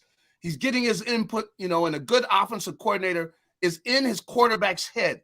What do you like you look at these play, what do you like? He gets to know what you like. Before the game, he knows, hey, I like this against this. I like this. So he's going to have Jalen's personality in this because, of course, he's such an important part of their offense because of both the passing game and the running game. He's got a hand in it. So I think they did a great job. But what they're going to do is they've got Brian Johnson stepping in. He had a hand in everything already anyway. So, and then you've got Nick still looking over it. So offensively, I feel good about what they're going to do because they already have a blueprint of what they like to do, and they're going to continue advancing, and they're getting feedback from Jalen. You got a guy that can communicate with Jalen and everything. So I feel good about what they're doing offensively, and I feel confident that they're going to be able to continue on a roll. Defensive is where, there's a question mark. Let me, but tell me if this puts you a little bit more at ease here. So some of the folks, and I talked to Dan Quinn and a couple of the guys, Bradley, who was up at Seattle when the Legion of Boom was being made, and Pete Carroll's Sean Desai has such a great knowledge of 34-43 nickel package bear fronts, and he really is a guy who's creative at putting schemes together. Listen to this background a little bit here. Yeah. So he was an assistant up, as I said, to the head coach, not the DC in Seattle, but from 2013 to 21, Gary, he was in Chicago, and he was the defensive coordinator in 2021 in Chicago. They were 4th in sacks and 6th in total defense. So when I hear 6th in sacks or 4th in sacks and 6th in total defense, does that mean to me or to you that you think they'll be a tad bit more aggressive than what we saw a year ago because he believes in bringing perimeter pressure? Well, I know he likes that bear front. And that's something they were utilizing this year too, that bear front, which is a 5-man front. Yep. Because you got 2 outstanding pass rushers coming outside. And what this does is this puts a lot of pressure on the offensive line because, hey, you get no help, buddy. You got to block that guy. Most of those guys, they got to block their guy. And so you got one-on-one situations. And if any of them get beat inside, the play is just about over because it's going to be tough for the quarterback to do anything if the center or the guards, if they don't make their block well, they're in trouble. And the Eagles have enough pass rushers to where that's a good pass rush scheme because it puts everybody one-on-one, the offensive line for the most part. It shows though he's had success. That's right. It does show he has had success, and he's got a feel for the NFL game and how to rush the passer against him. That does say that, and that's a good thing. And that's probably why, one of the key reasons as to why they went ahead and signed him. Absolutely. I want to ask you, he's had that success. You've been here since Jim Johnson was here. Is Jeff Stoutland the best position coach the Eagles have had under Jeffrey Lurie's tenure? I would have to say, yeah. That includes Jim Johnson. That includes Jim Johnson, even though, Jim Johnson was outstanding. But yes, Stoutland, I mean, year after year, the quality. And Hall of Fame talent, Gary. Hall of Fame talent. The guys that were taken in the 6th, the 7th.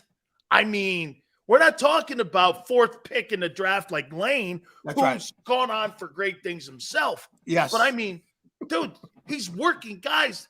That's right. No matter where you're drafted, you got a chance of getting paid here.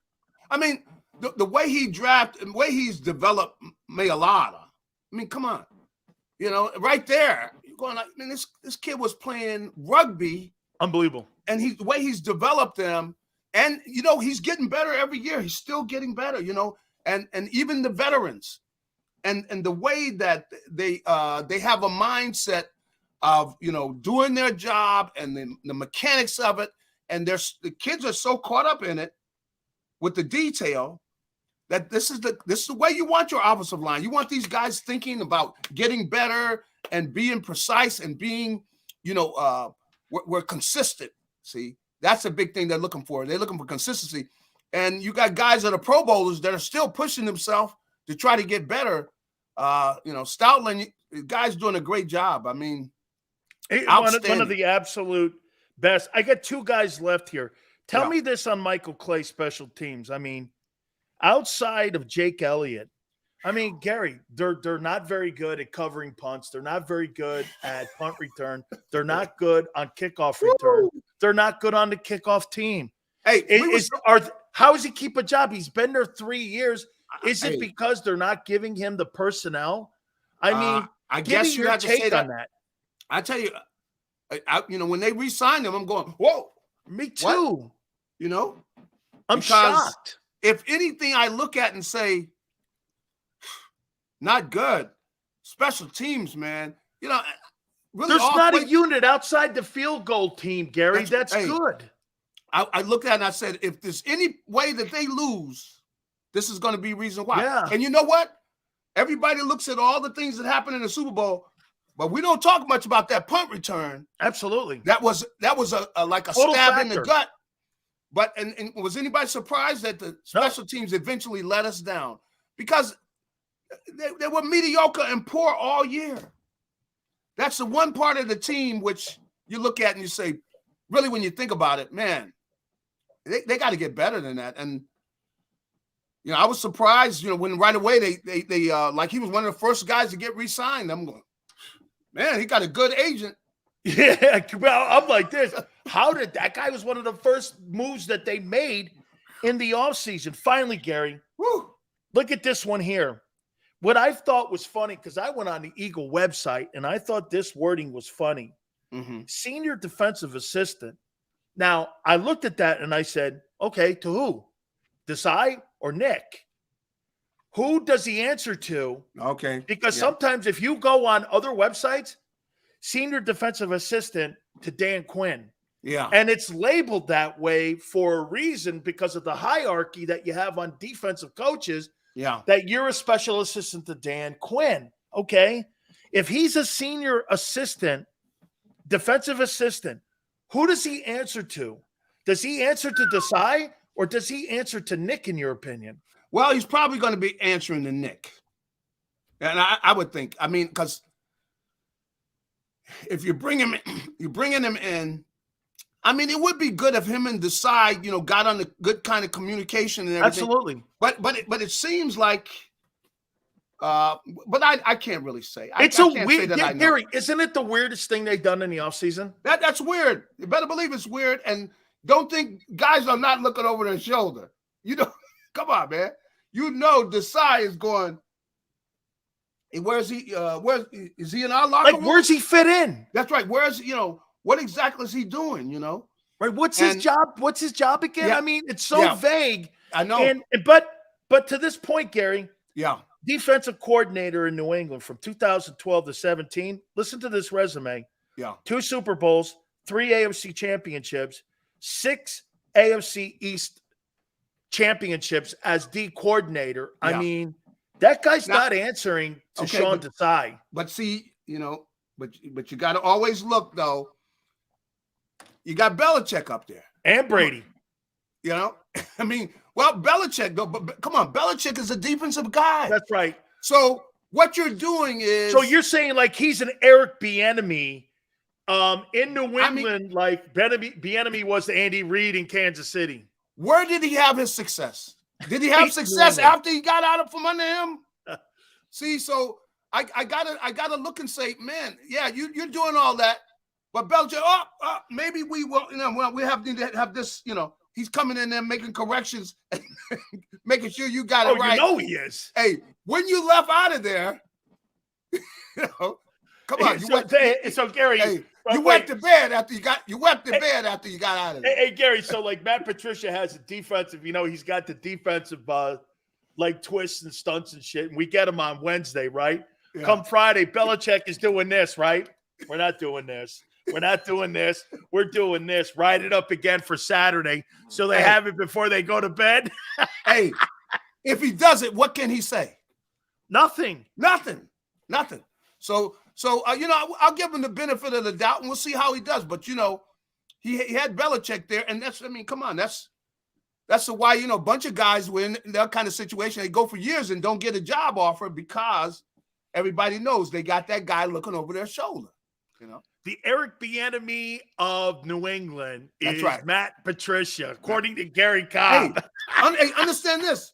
Come on, he leaves out. Does he flourish? No. Then why is he here? Well, we're going to find out. I'm just to see that's it. Hey, okay, you're right. He sucked in Detroit when he had his pencil behind his ear and he was making bombs or something. I don't know what he is. Yeah. And now he's here. Why is he here if the only place he's had success is in New England? Yeah. That's going to be a good question. Now, you know, he's seen a lot though. And maybe this is he's a good singer, could go on the album with the old lineman. I don't know. Hey, he's going to get his shot, and he knows, hey, that here in Philly, everybody's watching. Yeah. Well, he could always hang out with Embiid and go, hey, if I'm not going to win here, I could win somewhere else. See, hey, Gary, that's probably going to go over well, isn't it? hey, we're going to see. Hey, I hope he does well because I know he's going to hear about this. But, hey, I hope you do well there, buddy. I'll see you up there. I hope things work out. Gary Cobb, Fox 29, Philadelphia. Thank you so much, my friend. Hey, have a good one. You got it. Make sure you check him out. I love Gary Cobb. Please hit the like button. Keep it here on the National Football Show.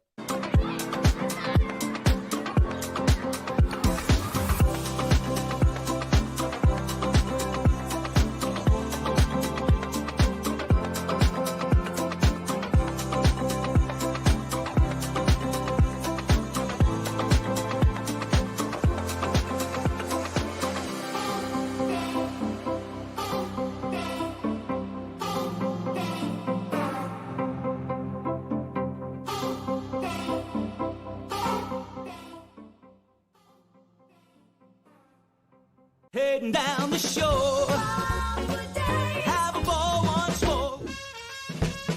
Here, imaginations run wild and time stands still. Because here, you can find the best of the Jersey Shore, all on one 5-mile island. So leave the old you behind and get lost in the woods. Wild, wild, wild wood days.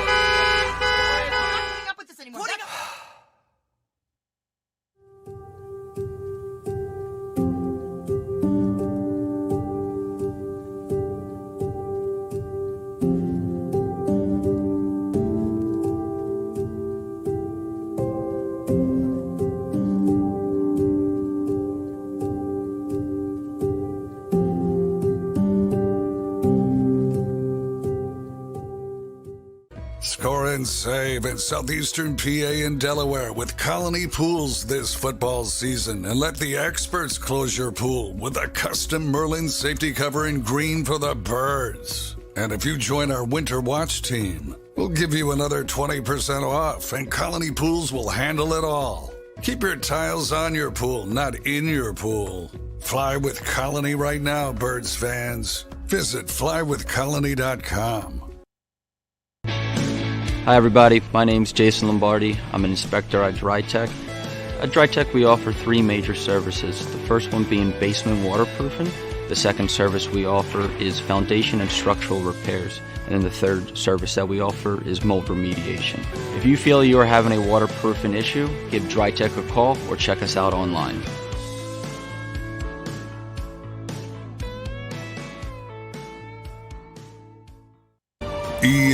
EAGLES, Eagles.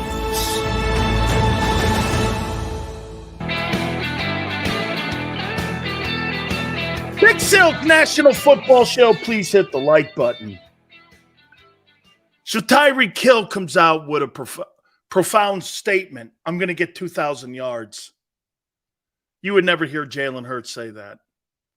You'd never hear Devontae Smith say that. You might never ever hear A.J. Brown say that. You might never ever hear Dallas Goedert say that.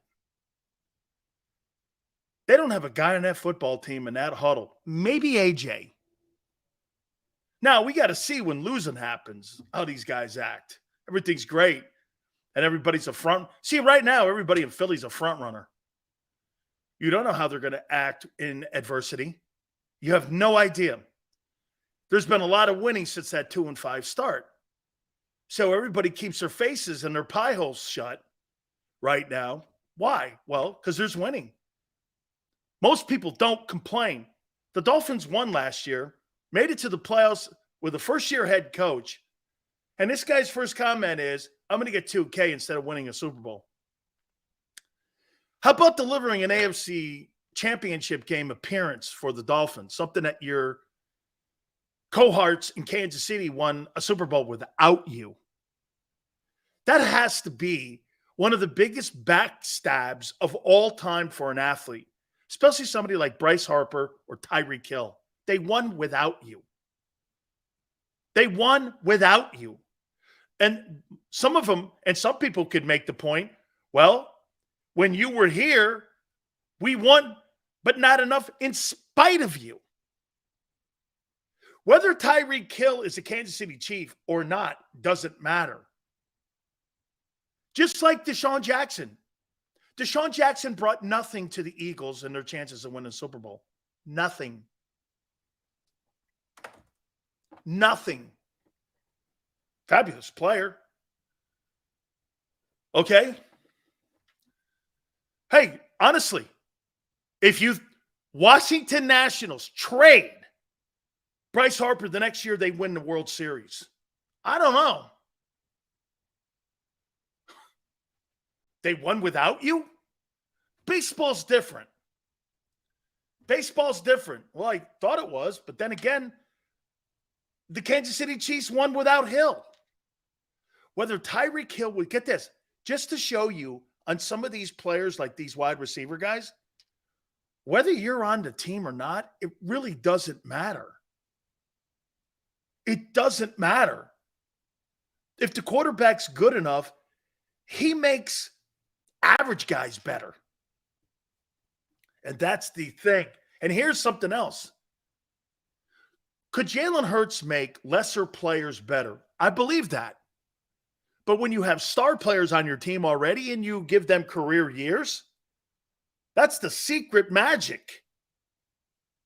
Hey, get this. Jalen didn't have the greatest year on the planet when it came to statistically compared to the other passing quarterbacks, but his teammates did.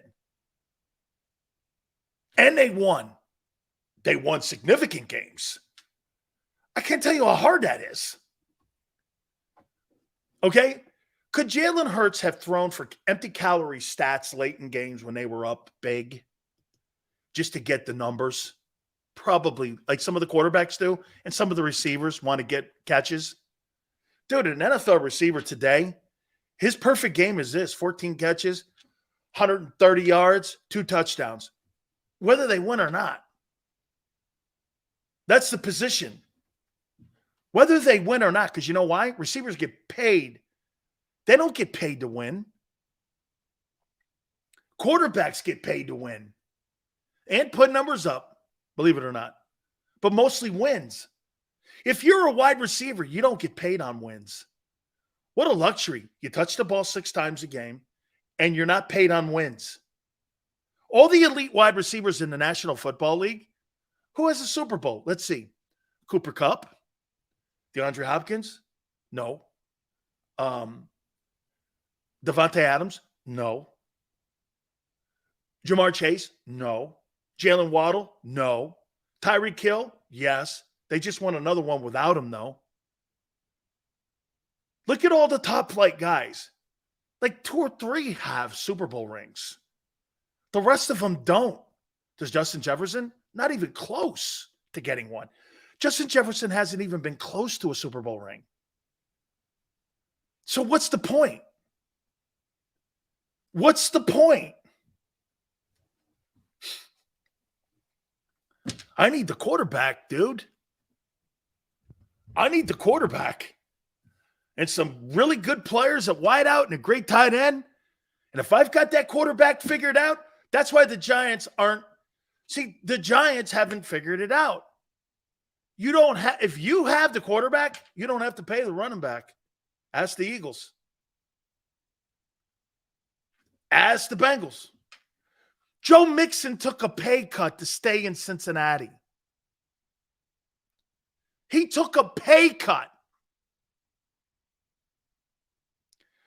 Joe Mixon, who's on one of the best offenses in the NFL, took a pay cut so he could stay with Zipper Wallet, Mike Brown, and Joe Burrow because he knows. And get this, OBJ, JM, was the third wideout behind Allen Robinson and behind Cooper Kupp the year they won the Super Bowl.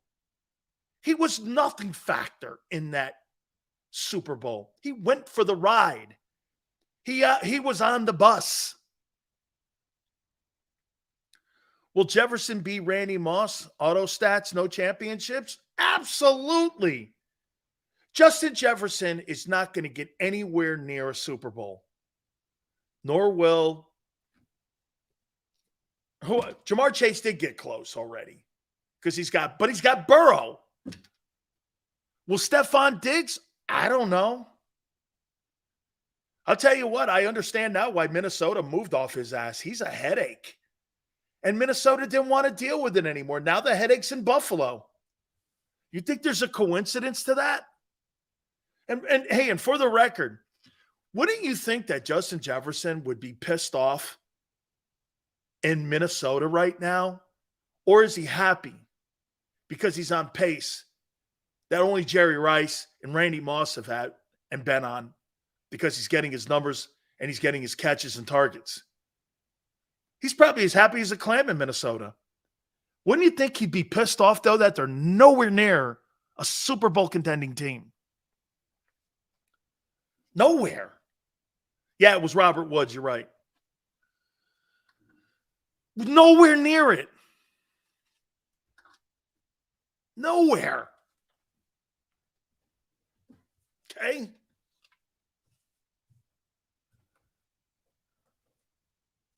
I mean, JM goes, LA literally won the Super Bowl because of great wideouts. It wasn't because of OBJ. He didn't finish the game. He was hurt in the second quarter or something like that. He didn't finish the game.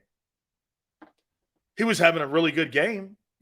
But look at his stats that year. He was a nothing Burke. Whatever, man. I'm not arguing over dumb shit like that. He rode the bus. He probably doesn't care because he knows he isn't the weak link. Yeah, but he's also getting his numbers. Remember, wide receivers don't get paid on wins. They get paid on numbers. What a great position. I don't have to care about my teammates except my quarterback getting me the targets. I don't give a shit if we win or lose. All I care is that I get my numbers. And if I get my numbers, I get my number on my paycheck. If you're a quarterback or any other position, you get held to a higher standard. Even coaches get held to a higher standard. Okay? Coaches have to win. Quarterbacks have to win. Wide receivers don't. And then you again look at the running back. This Barkley thing is absolutely incredible to watch. And I'm not understanding why people are, even Gary Cobb thinks he should be paid. I want to hit a little bit more on this Barkley deal. Plays right into the Eagles. The Eagles are even more of a slam dunk to win the East now. And if you win the East, you're in the game. Dude, you're going to sweep the Giants. I'll explain. Power Hour coming up. Hit the like button. Keep it here on the National Football Show. Do you stream on a Roku, Fire Stick, Google TV, or Apple TV? Now you can watch 6ABC 24/7 with the 6ABC Philadelphia streaming app. And the big story on Action News. Search 6ABC Philadelphia and start streaming today. Go to get your game on. Go for the beers. Go for the cheers. Go for the hit and the hits. Go for the stakes and the stakes. Go to get your parlay on. Go to get your party on. Go for the scene. Go for the screens. Go for the gallery. Go for the win. Go to Ocean. Visit theoceanac.com to plan your visit. The greatest fans on earth. It's a bold statement, but would you expect anything less from Philadelphia? 58 years of heartache creates a toughness, a grit, a resolve not found in most. Sure, our prayers were answered, but now that we've had a taste, we're looking for more. Pondley Hockey, official partner of the Philadelphia Eagles.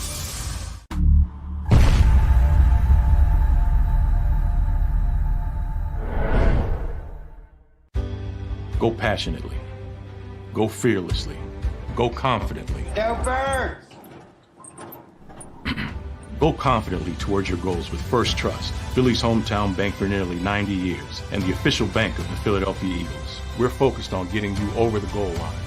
So go with conviction, go with trust, Go Birds! and go forward with us by your side. First Trust Bank, the official bank of Philadelphia Dreams. Oh, and go Birds. All right, did you know I was the mommy slam dunk champion? Really? Yes, really don't sound so surprised. Let's see it. Oh, you're ready. All right, here we go. Let's hear the crowd. So go to right, I go to left, fake 'em out. Mama go up, mama! She did it.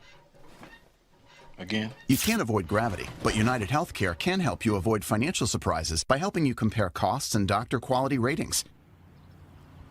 United Healthcare. Uh-huh.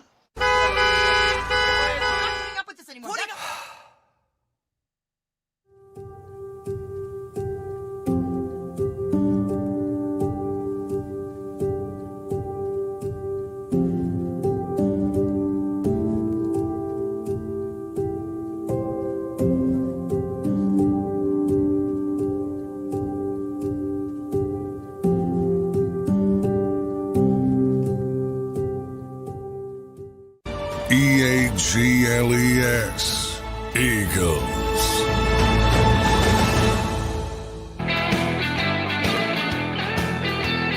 Power Hour, Big Stills. Appreciate you coming aboard. Thank you very much. How many people are good? Before we get into our topics here in the final hour, how many people are going to watch the World Cup with the chicks? How many people are going to watch that? Personally, I believe that the women are holding United States soccer hostage and extorting them because they want equal pay, which is absurd. How many people are supporting that? I'm not. I'll never watch 1 second of it. I have no interest in it. You're going to extort. Okay? You're going to extort because you're woke. It's ridiculous. Here's a prime example of politics playing into sports. I am the biggest backer of women's sports and Title IX you can ever imagine. My daughter is a athlete in women's sports, NCAA level. She's the captain of her rugby team. And I've had disagreements with her, and I've had conversations with my wife about this. So explain this to me. Megan Rapinoe and all this other BS crap about equal pay. The men generate 12 times the revenue. 12 times the revenue that the women do. And yet the women want to be paid out of the same kitty that the men are. Because they get higher rating. Ratings don't matter. Your sport, no one supports it. Nobody supports your team. Nobody supports your effort. Are you a great team? Yes. Do you have great legendary players? Yes. Have you been a monster success? Yes. No one's disputing that. But no one watches it. And more importantly, no one invests in it. Sponsors don't put the money up or put their, you know what's funny? Nike will put up all these ads about equal pay and not pay the women athletes the same they pay the men. And talk out of both sides of their mouth. Well, if Nike and Adidas and Puma thought so highly of that, why don't they pay them? They don't. Why should U.S. Soccer, It's not that I'm here shilling for U.S. It shows you, again, politics in sports. And because we take a knee so easily, the women generate 12 times less revenue. That's how the guys get paid. But the women think they should be paid on the same level, and yet they don't bring the same revenue in. Look, I'd be saying it this way. If the women were 12 times what the men were, the women should be paid more than the men. It doesn't, you're extorting people when you do this. And then what you'll do is you'll be called a misogynist, you're anti-trans, or you're whatever they come up with these new rules that people have today. If you're a woman soccer player and you're performing at the World Cup, ask the World Cup why does the World Cup have a title sponsor and the natural men's World Cup doesn't? The World Cup FIFA people don't even believe that. The United States women's national team earned more money from its male equivalent reaching the knockout rounds of the 2022 FIBA round in Qatar than it did by winning its own tournaments in 15 and 19. Think of that. The men paid them more than what they did. And they're two-time champions going for a third. But the men and U.S. Soccer had to pay them because U.S. Soccer took a knee. FIFA didn't pay them. The sponsors didn't pay them. The title sponsor didn't. But because we live in America and because we have this part of our country now where if you say anything like this, what I'm saying, you're called a misogynist or a sexist. This is business. This is like the NFL owning the Arena League. Think about this for a second. Hey, Tone, now you know why people talk shit to me. This is like the NFL owning the Arena League. And the Arena League having great success, packing the place and all this and that, and expecting to be paid NFL salaries. Hey, we get the same ratings. Well, who's investing? No one. Well, I mean, this is about economics. This is not about sexuality. This is about the economics. I mean, I don't. Hey, and once again, I support Title IX. I support women athletes. I can't wait for LSU and Iowa this year in women's college basketball. Do you know that I'm looking forward to that? I am looking for, that is a must watch for me. But seriously, to watch Megan Rapinoe, who I think is sinister, and how she goes about her business, and how she doesn't really even support women athletes. Dudes do not belong in women's sports. They're dudes. And you should be protecting women's sports in Title IX. You take scholarships away from women because failed male athletes portray themselves in some sort of way is absurd. I'm trying to protect my daughter so she doesn't get knocked out by a guy in a rugby match. So you're telling me if Jordan Mailata identified as a woman, he gets to kill my daughter? How's that right? How's that right? Jordan Mailata gets to kill my daughter. At 6'8", I wouldn't tolerate. You can't. I don't know. That right there, I will not watch one round. And I enjoyed watching women's soccer. I did. Now I will not support that. I do not support that. Basically, the men earned them more money than their own tournament did. That's what Tone said. Completely. Okay? It just doesn't make sense to me, man. Dude, women's sports have fought, women's rights have fought for so many decades. Now we're politically instilling an ideology to once again denigrate women. Man, not in my house. I told you, man, I want women to have every opportunity to have a bite at the apple just like me. My daughter can't even get a freaking kit from Nike because the men get paid more. And they get their kits, T-shirts, sweats, this and that. We got to come up with ways, and I'm trying to come up with a way for an advertiser in Phoenix to help the girls. And yet we got to sit here and play financial politics with people.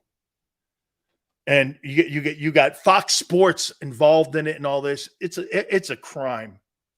It's an absolute crime. I mean, I should have equal pay. You make 12 times less than them. But you should make the same money the men, like Tone said. That makes no sense. It just, nobody in their right mind would do that. Hey, you know what I would do? If I were U.S. Soccer, I'd go to the Saudis and ask them to invest in the women. They'll do it. They'll put a couple $1 billion in it. Why not? America's not going to. American companies are not going to invest in women's sports. I don't see Nike bending over. I don't see Puma bending over. I don't see Adidas bending over to help the girls out. Let the Saudis do it. Why not? They bought the PGA. All right. I want to throw this before I get to Barkley and before it affects the Eagles here. I want to show you something. And first, I want to ask a question here.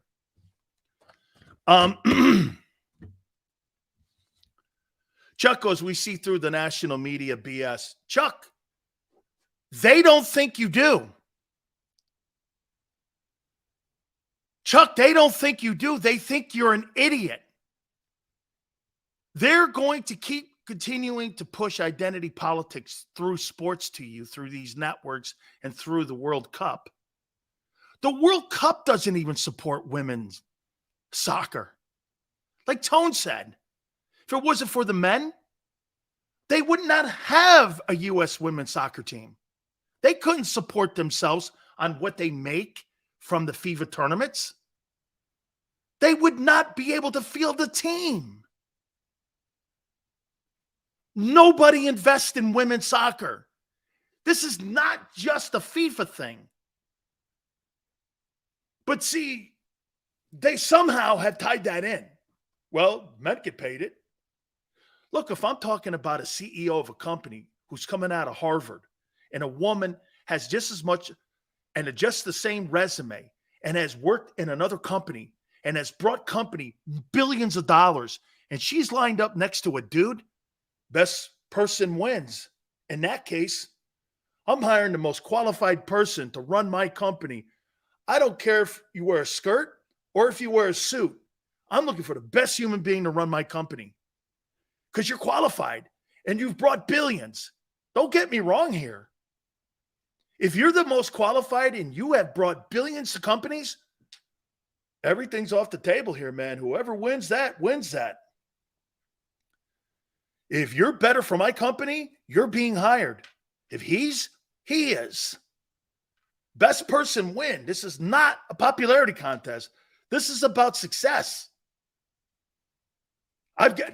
So I want to make sure that that's clear, that I'm not sitting there saying women aren't qualified. They are when you bring something to the table.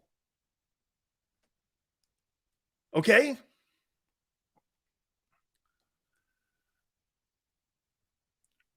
Chris goes, I thought you were for affirmative action. Affirmative action has never worked in this country. That's the Rooney Rule. You think the Rooney Rule? The Rooney Rule is a microcosm of affirmative action in this country. It's a show pony. Here, let me roll out 7 or 8 blacks, and then I'll hire the white guy I want. Did I say something that's wrong? Did I say anything that's wrong? Hey, ask yourself this. How many black broadcasters are there? Stephen A. Smith.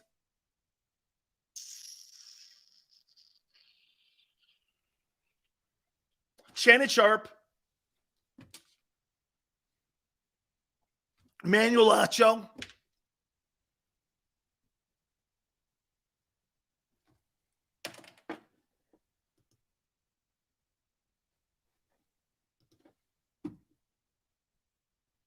how many black broadcasters do you have on the air in Philly? Hugh, the guy at 97.5.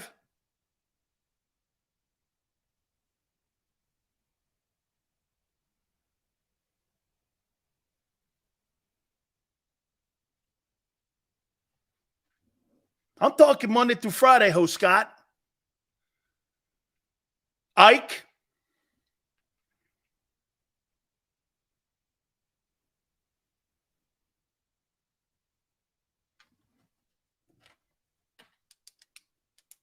How many in New York do you have?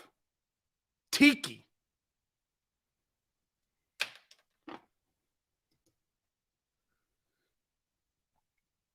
Unless you play, that's another great point. How many black broadcasters do you have in Philadelphia that didn't play sports on the air? Let's go there. One, kid at 97.5. Who else? Monday through Friday. New York. Who? Anyone? No.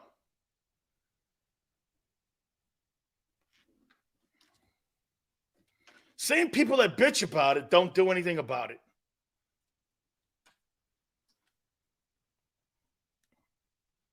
You see, now you know why Big Sills is different.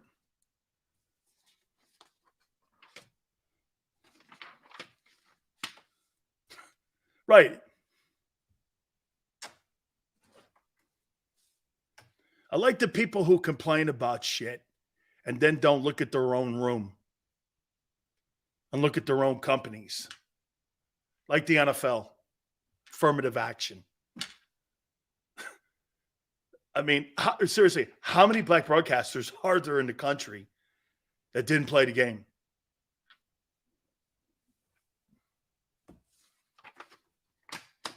Same people that bitch about everything else and what's wrong with our country. Let's get to the Barkley take now.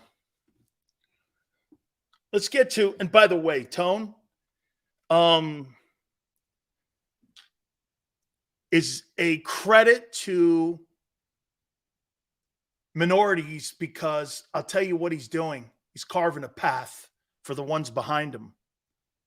And it's our job to make sure that Tone continues to improve to being the broadcaster that he is and becoming, because it's important for him.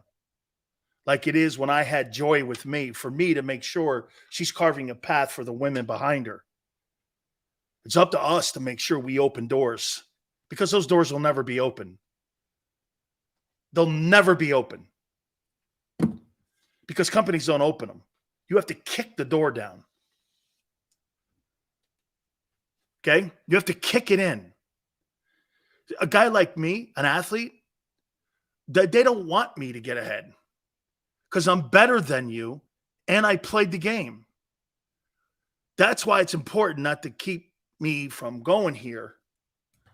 You know, just when you get to the top, it's important for them to keep me there. Okay? It's important. How many times do you hear people complain that are broadcasters when they see an athlete get a job? Today, it's about who you are. It's not about what you say. Because it's about likes and clicks. Tone's got great content, Brian. Tremendous sports. Now we just got to put it all together, and he is. Did a great job the other day filling in for D Gunn. Thought he was wonderful. Before I get to Barkley here, what's the difference between Baker Mayfield and Jalen Hurts?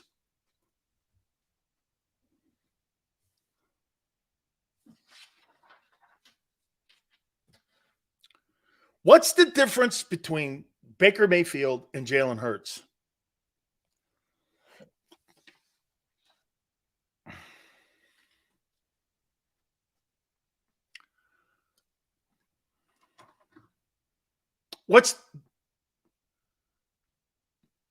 Chris goes between the ears. Let me write that down. What's the difference between Baker Mayfield today?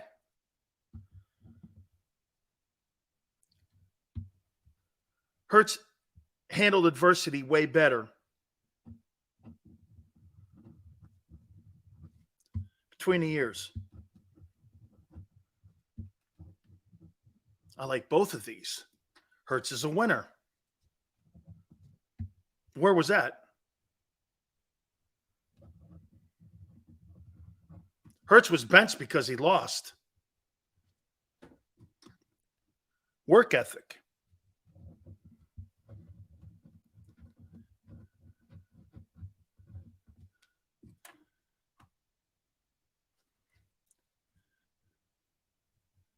Handled adversity better. Get this. Arm talent, attitude, leadership.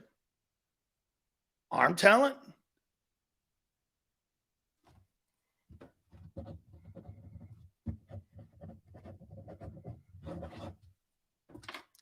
Jalen's just better? That's not the truth, Keenan.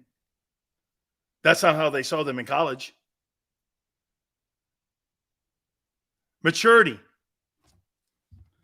Let me show you all the things that you guys wrote down, or we wrote down here. Better between the ears. Winner. Work ethic. Handles pressure better. Maturity. All things you can't evaluate at a combine. That's why the quarterback position is the most difficult position to evaluate. Baker Mayfield was not just a number one pick. He was the number one overall pick. He was the first pick in the draft. Okay? First pick in the draft. And you couldn't see. Handles pressure better. Better between the ears. Winner. Work ethic. Maturity. So you didn't take the time to do all that. The Eagles didn't either. Got him in the second round. Who got traded? It's not my point. My point is, how come you didn't see this on draft day? Baker Mayfield is a train wreck. He's a train wreck. If you had to redraft the two quarterbacks, Jalen's a top 5 pick, and Baker Mayfield is the top 4, is probably a 4th rounder, 3rd rounder. Maybe 3rd rounder. Maybe. He was the first pick in the draft.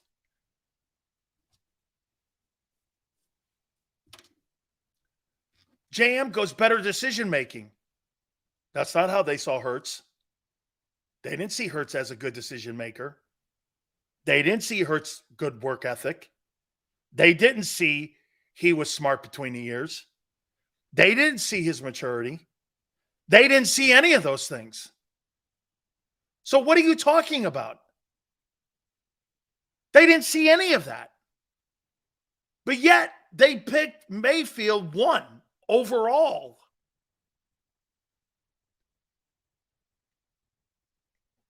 GT is one of the 6 people in Philly that said he saw this, even though everyone in Philly hated the pick. He's one of the 6 people. Philly's a better organization. You know, I don't want to crap on the 2nd round pick either. That's a pretty high pick, 2nd round. Okay? But they thought that Baker Mayfield had all these intangibles, didn't they? They must have. How come they missed so? Look at what they missed on. Better between the ears. He's not.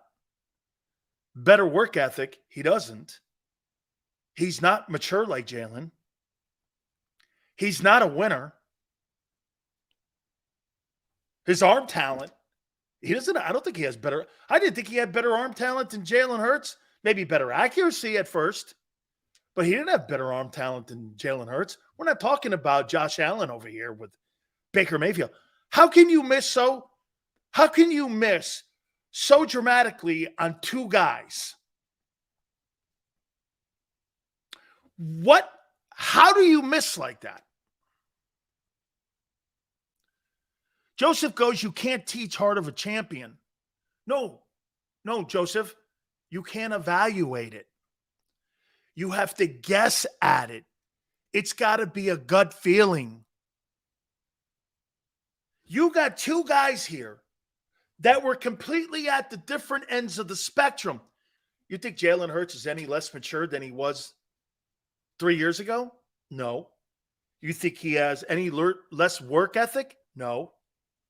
Do you think that he's not smart between the ears? 3 years ago versus today? I think those are innate intangibles that evaluators can't look at. The point is, picking a quarterback is impossible. This guy, Baker Mayfield, he's now on his what? Let's see. Cleveland, Carolina, Rams, Bucks. He's on his fourth team in 3 years. How do you miss so big? With the first pick. The first pick. Not the 14th pick. The first pick. How could you be so wrong?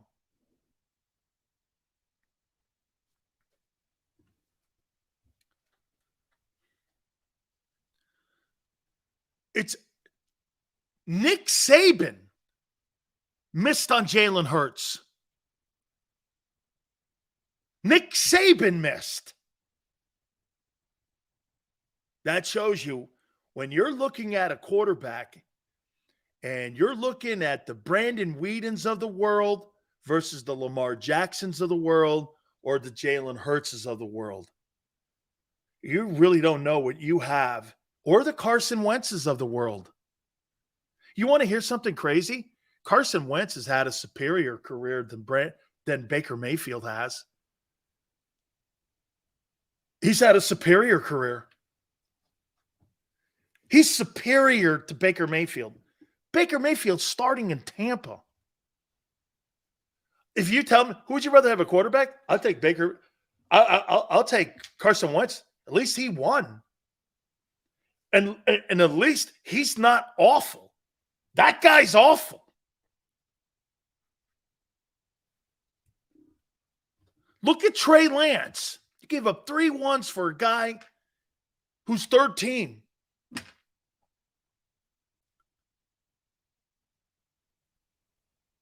Here's the exercise point. So even the Eagles looked at it and went, I think the guy's a winner. He's a pretty smart kid if you talk to him. Hey, do you think there's any coincidence that it was between Philly and Pittsburgh? I wrote down organizations, and this is another reason I wrote this down. I wrote down organizations that I think are the best organizations in the NFL.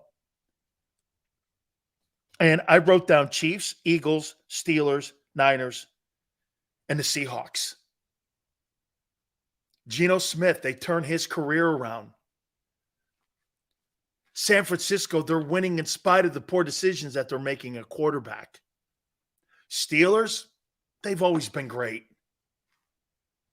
Eagles, since the owner has been put in place, Jeffrey Lurie, they've been fabulous. And of course, the Chiefs.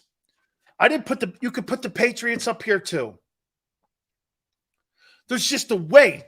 Hey, and one more thing about the Patriots, and I've brought this up to you before. How does Bill Belichick do this? So he drafts Brady. He drafts Matt Castle. He drafts Jacoby Brissett. He drafts Jimmy Garoppolo. He drafts Mac Jones.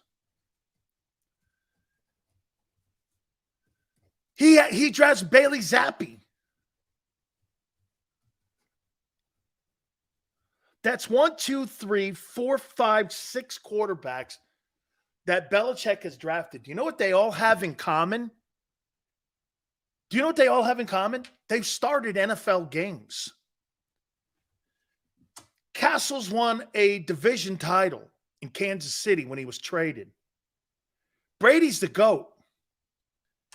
Jimmy G's won division titles and an NFC championship.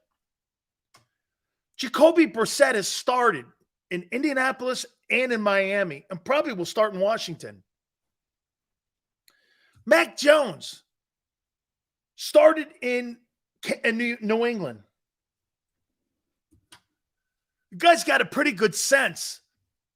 Work ethic, coaching, character. What is the ones you guys put down here? Hard work ethic.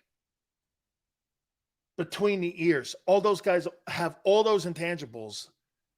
Every one of those quarterbacks in New England have all those intangibles. And that's why Belichick sees through the BS like Baker Mayfield. He probably looked at Baker Mayfield and went, never here. Never here. That's a gift. So you've drafted 6 starting quarterbacks in the NFL, Bill Belichick. And one of them just happens to be the greatest player in the history of the sport.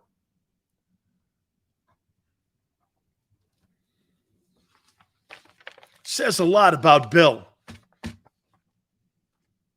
All right. If you're the Philadelphia Eagles right now, you have got to be loving what's going on in New York. So let me put this out here to you. So does Barkley need the Giants, or do the Giants need Barkley? Who needs who more, in your opinion? Does Barkley need the Giants, or do the Giants need Barkley? It's got to be the way the front office is looking at this now. Who needs who more? Who would you think if you're negotiating and talking to CAA now? I guess they're representing Saquon Barkley now. Who needs who more? Do the Giants? Do the Giants need Barkley more?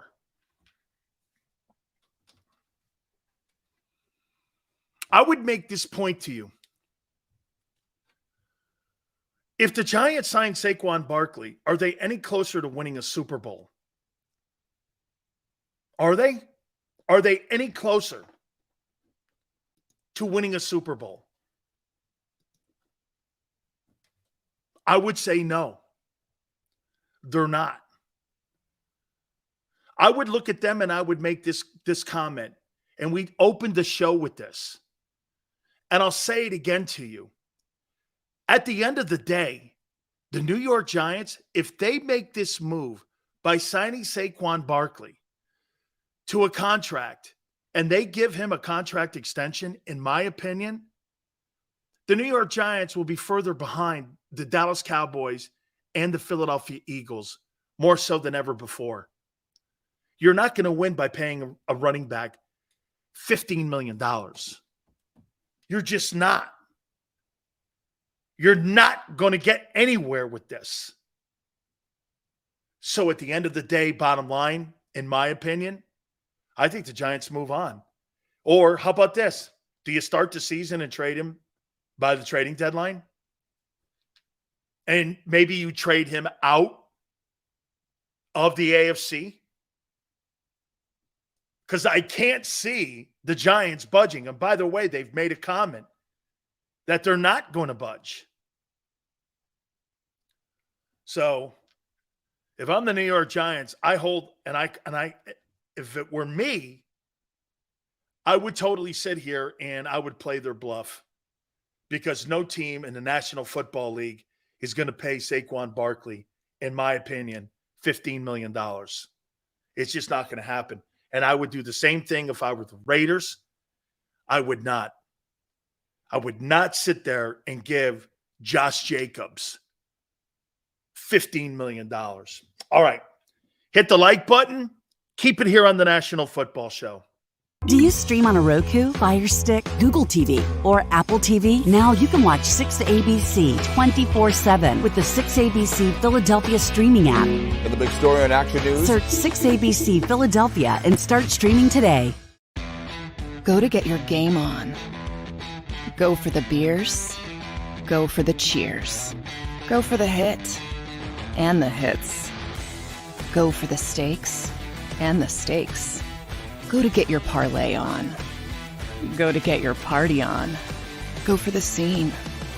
Go for the screens. Go for the gallery.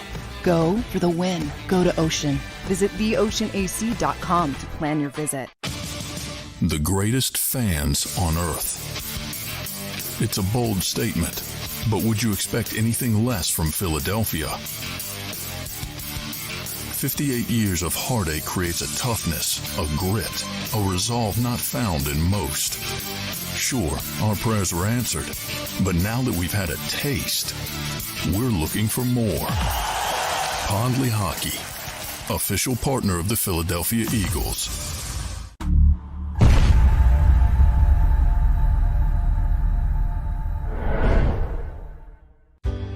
Go passionately. Go fearlessly. Go confidently. Go Birds! Go confidently towards your goals with First Trust, Philly's hometown bank for nearly 90 years, and the official bank of the Philadelphia Eagles. We're focused on getting you over the goal line. So go with conviction, go with trust, Go Birds! and go forward with us by your side. First Trust Bank, the official bank of Philadelphia Dreams. Oh, and go Birds. All right, did you know I was the mommy slam dunk champion? Really? Yes, really don't sound so surprised. Let's see it. Oh, you're ready. All right, here we go. Let's hear the crowd. So go to right, I go to left, fake 'em out. Mama, go up, mama! She did it. Again? You can't avoid gravity, but United Healthcare can help you avoid financial surprises by helping you compare costs and doctor quality ratings. United Healthcare. Uh-huh.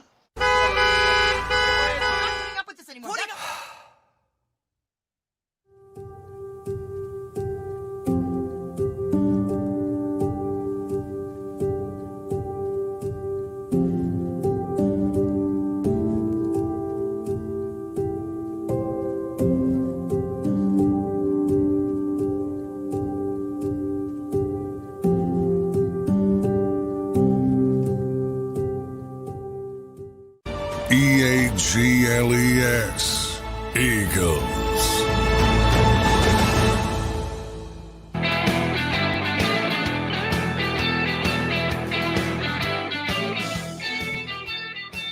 Big Sil's National Football Show. Appreciate you guys coming aboard. Thank you very much. So again, that's a good. The Giants though are not going to move Saquon Barkley to the Dallas Cowboys. Would they cut him? No. Would you trade him? Would you trade him? And again, the Cowboys, I would say this. Giants need Barkley more, but they will not overpay. Saquon was the offense last year. Don't think they've done anything to let Saquon walk. Again, one more time here, though, 215. I would make this point to you. Where are you going with him? Yeah, we're having a little issue here with the chat here. So again, too, it's all good, man. We appreciate you guys coming aboard. Thank you very much. But we're having an issue with the chat here. So it looks like the chat's down a little bit here. Yeah, because it's not rolling on YouTube and the chat is rolling smoothly. StreamYard isn't receiving it. Okay, That's cool. That's cool. As long as we're all good here. Okay. Long as we're rolling here, man. That's fine here. I think the Giants are in a position right now where they're in a pickle here when it comes to how to deal with this. Now, once again, I would make this point to you if I'm the Giants. I'm not budging off this. I'm just not budging. Now, would you trade Barkley to Kansas City?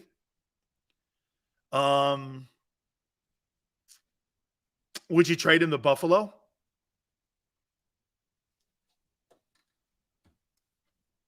Would you trade him? Would you move him? What running back is worth $15 million? What Mike is saying. Hey, see, I think when you watch and you listen, especially to guys like Boomer Esiason, I would make this point. Those guys are looking, and to what Tone says too, dude, Barkley has been a great player for them. He's been an awesome player and an important part of the success of that football team. Really has. But the NFL is not compensating for that any longer. They're just not compensating for it. They're not going to put the economic resources behind it any longer. They're just not. So nobody's going to. Barkley should have saw this coming, though. I think he did. And I think this is why he's holding out. It's according to Tony. Tone's right. Should have seen this coming. Well, then he should have demanded a trade. And knowing that the Giants were not, unless you're Derrick Henry dominant, you are not getting. That's another great point here to what Tone just said. End of the day, has Barkley been a dominant running back? Has Saquon Barkley been a better player than Dalvin Cook and Derrick Henry? Has he been better than those two guys at any time in his career? Henry had health and dominance on his side. Dude, even when he had health issues, he still ran for $1,000. I mean, the guy did it almost like in a half of a season. Spectacular football player. There's no doubt about it, man. So when you look at where the Giants are now as an organization, this goes right in to what makes the Eagles great. Look at how they address this. So they address their running back situation early. And to Tone's point, the Giants and Barkley should not have let this get to this point right here. Both are guilty of this. This is poor management and another sign of the Giants again not getting it right. The Eagles addressed this. Was one of the first moves that they addressed. We're not giving a running back $5 million. That's not happening. And wasn't one of the first guys that signed Miles Sanders? The Eagles had no intentions, and they made it very clear to him. Look at all the job. Look at the job that Howie, and look, just look at the difference between the Eagles and Giants and how they do business. First, start with free agency. Before we even get to the draft, think about how they addressed all of the issues. The first mistake was not picking up Jones's option. Absolutely. It would have brought them more time regardless of how good he played. And on top of that, you could have turned around and paid Barkley the $15 if you wanted on a 2 or 3 year contract, and then renegotiated with him, made him redo his deal so you could sign Jones. If you were going to do this, you should have signed Barkley first off of the contract extension given to, but they were going through transition from Dave Gettleman to Schoen, the guy from Buffalo. They were going through that transition. Shit, no wonder James Bradbury fell through the cracks in New York. There's so many cracks in that thing, it looks like the Titanic. They're not being run well right now. I mean, as great as Brian Dable, you guys keep telling me how great he is. Here, look, like I said, it first started with the extension. Could have had him for $18 million. You turn around, he plays a half a season. That's pretty decent. Not even a half a season. You're paying him on a game against the Vikings in the postseason, 46 point whatever million dollars. Then you get held up for 6 months. Where were you from January or from March 17th, if you want to even start there? Where were you from March 17th until today? How did you not get this done? How did you not roll into this and address this early? You thought it was just going to take care of itself? Barkley had been telling you the whole time, we're not doing this. Now, once again, Barkley's overvalued himself and not valued the position. That's the problem with what he's going through versus what the Giants. You see, the Giants are telling him, this is how we see the position. Barkley's telling the Giants how he sees himself in the Giant offense. The Giants don't see him that way.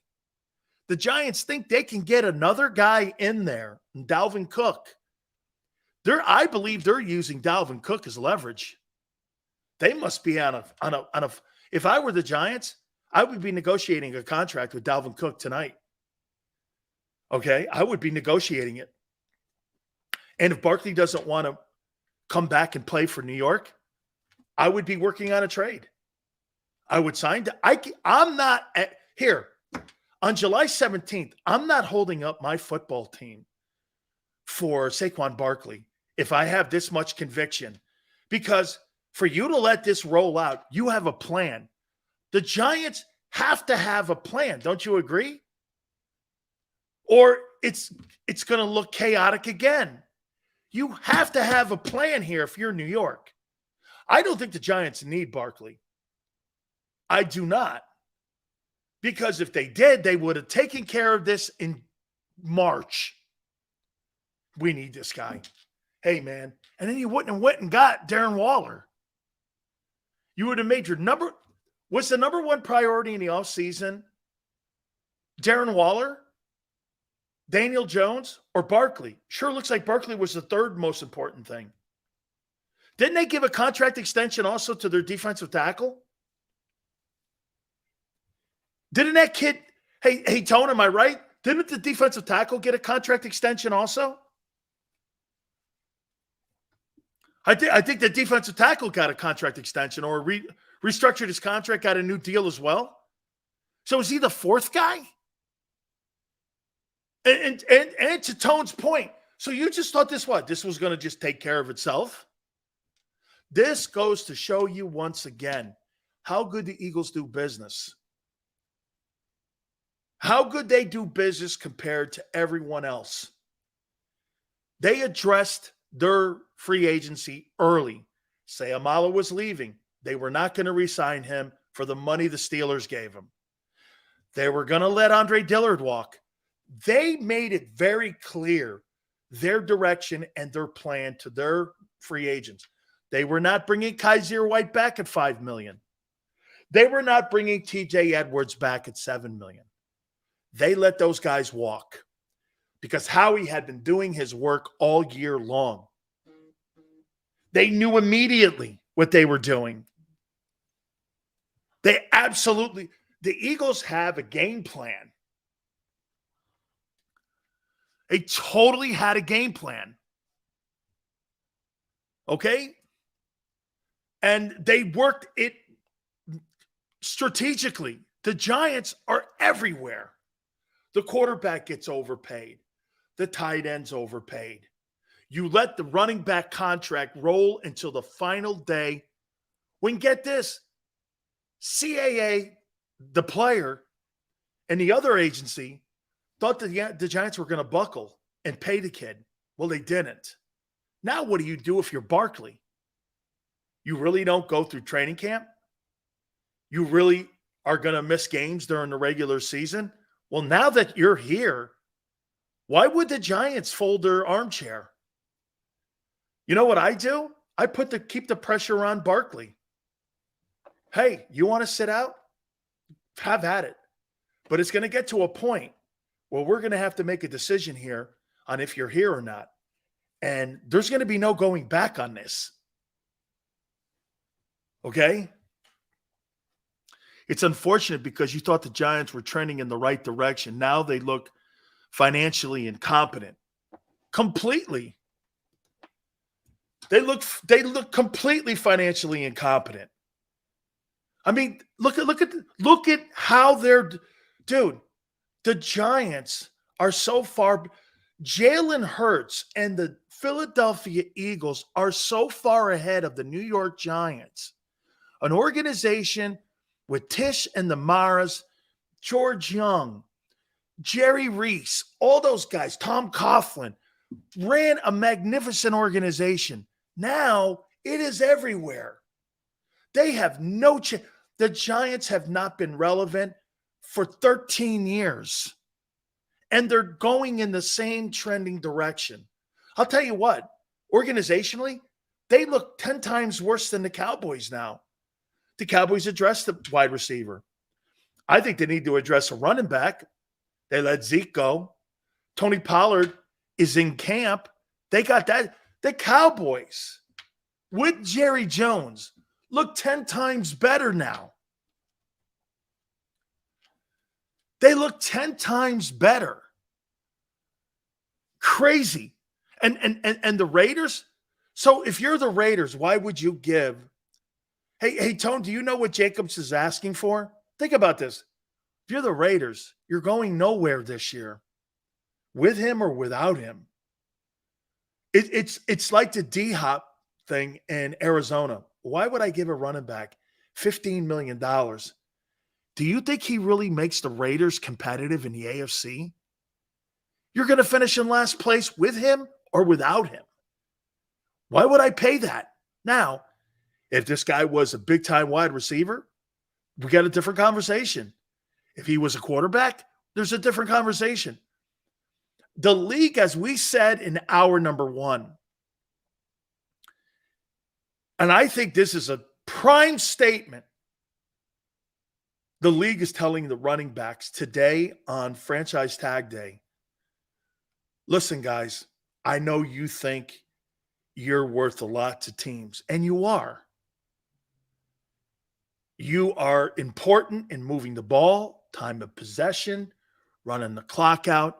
You're an integral part of what we do, no doubt about it.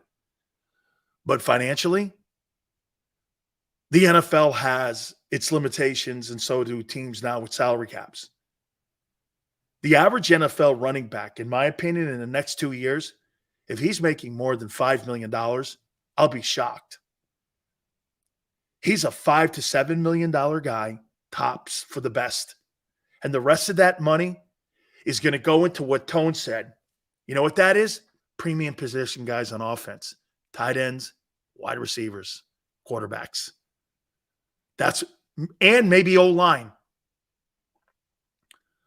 Here's the hierarchy now, offensively, in pay. It's quarterback, wide receiver, tight end. You could flip it depending on what your talent is. Offensive tackles, center. J.C. Kelsey's more important than Miles Sanders, don't you think? And running back. That's why the right guard was expelled from the Eagles. They'll replace him. It's not a premium position. And you're not going to pay $17 million for a right guard. I'll do that for a left guard or a left tackle, but I'm not doing that for a right guard. Right guards are traditionally the guys that fail at left tackle. That's where they put you. Quarterbacks, wide receiver, tight end, like I said, depending on what the premium position is on your team, OTs, centers, running backs.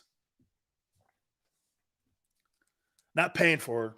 The running back right now is the least paid guy in the offensive huddle. Rumor is Jacobs is looking for $26 million to $32 million fully guaranteed. Never happened. Raiders will let that guy loose. They'll cut him first if they can't trade him. That is not happening. Absolutely not happening. Not a chance in the planet that you're going to see that kind of money. For the Raiders, with him or without him, you're going nowhere. All right. Appreciate everybody coming aboard today. Sorry about the chat here a little bit at the end. It's all good, though, man. I believe we got Merrill Reese tomorrow, if I'm not mistaken. I have to take a look at that. I think we got Merrill tomorrow. Xander, thank you. Big Joe, thank you. Tone, keep up the fabulous work, dude. I'll tell you what, man. This guy can move couches, and also he can move a show around. You talk about multi-talented and very versatile, okay? This guy can move a stove and big sills at the same time. It's pretty incredible. Tone, I love you, man. Appreciate you very much. Thank you so much. 3 to 6 tomorrow Eastern. We shall see you on the flip side.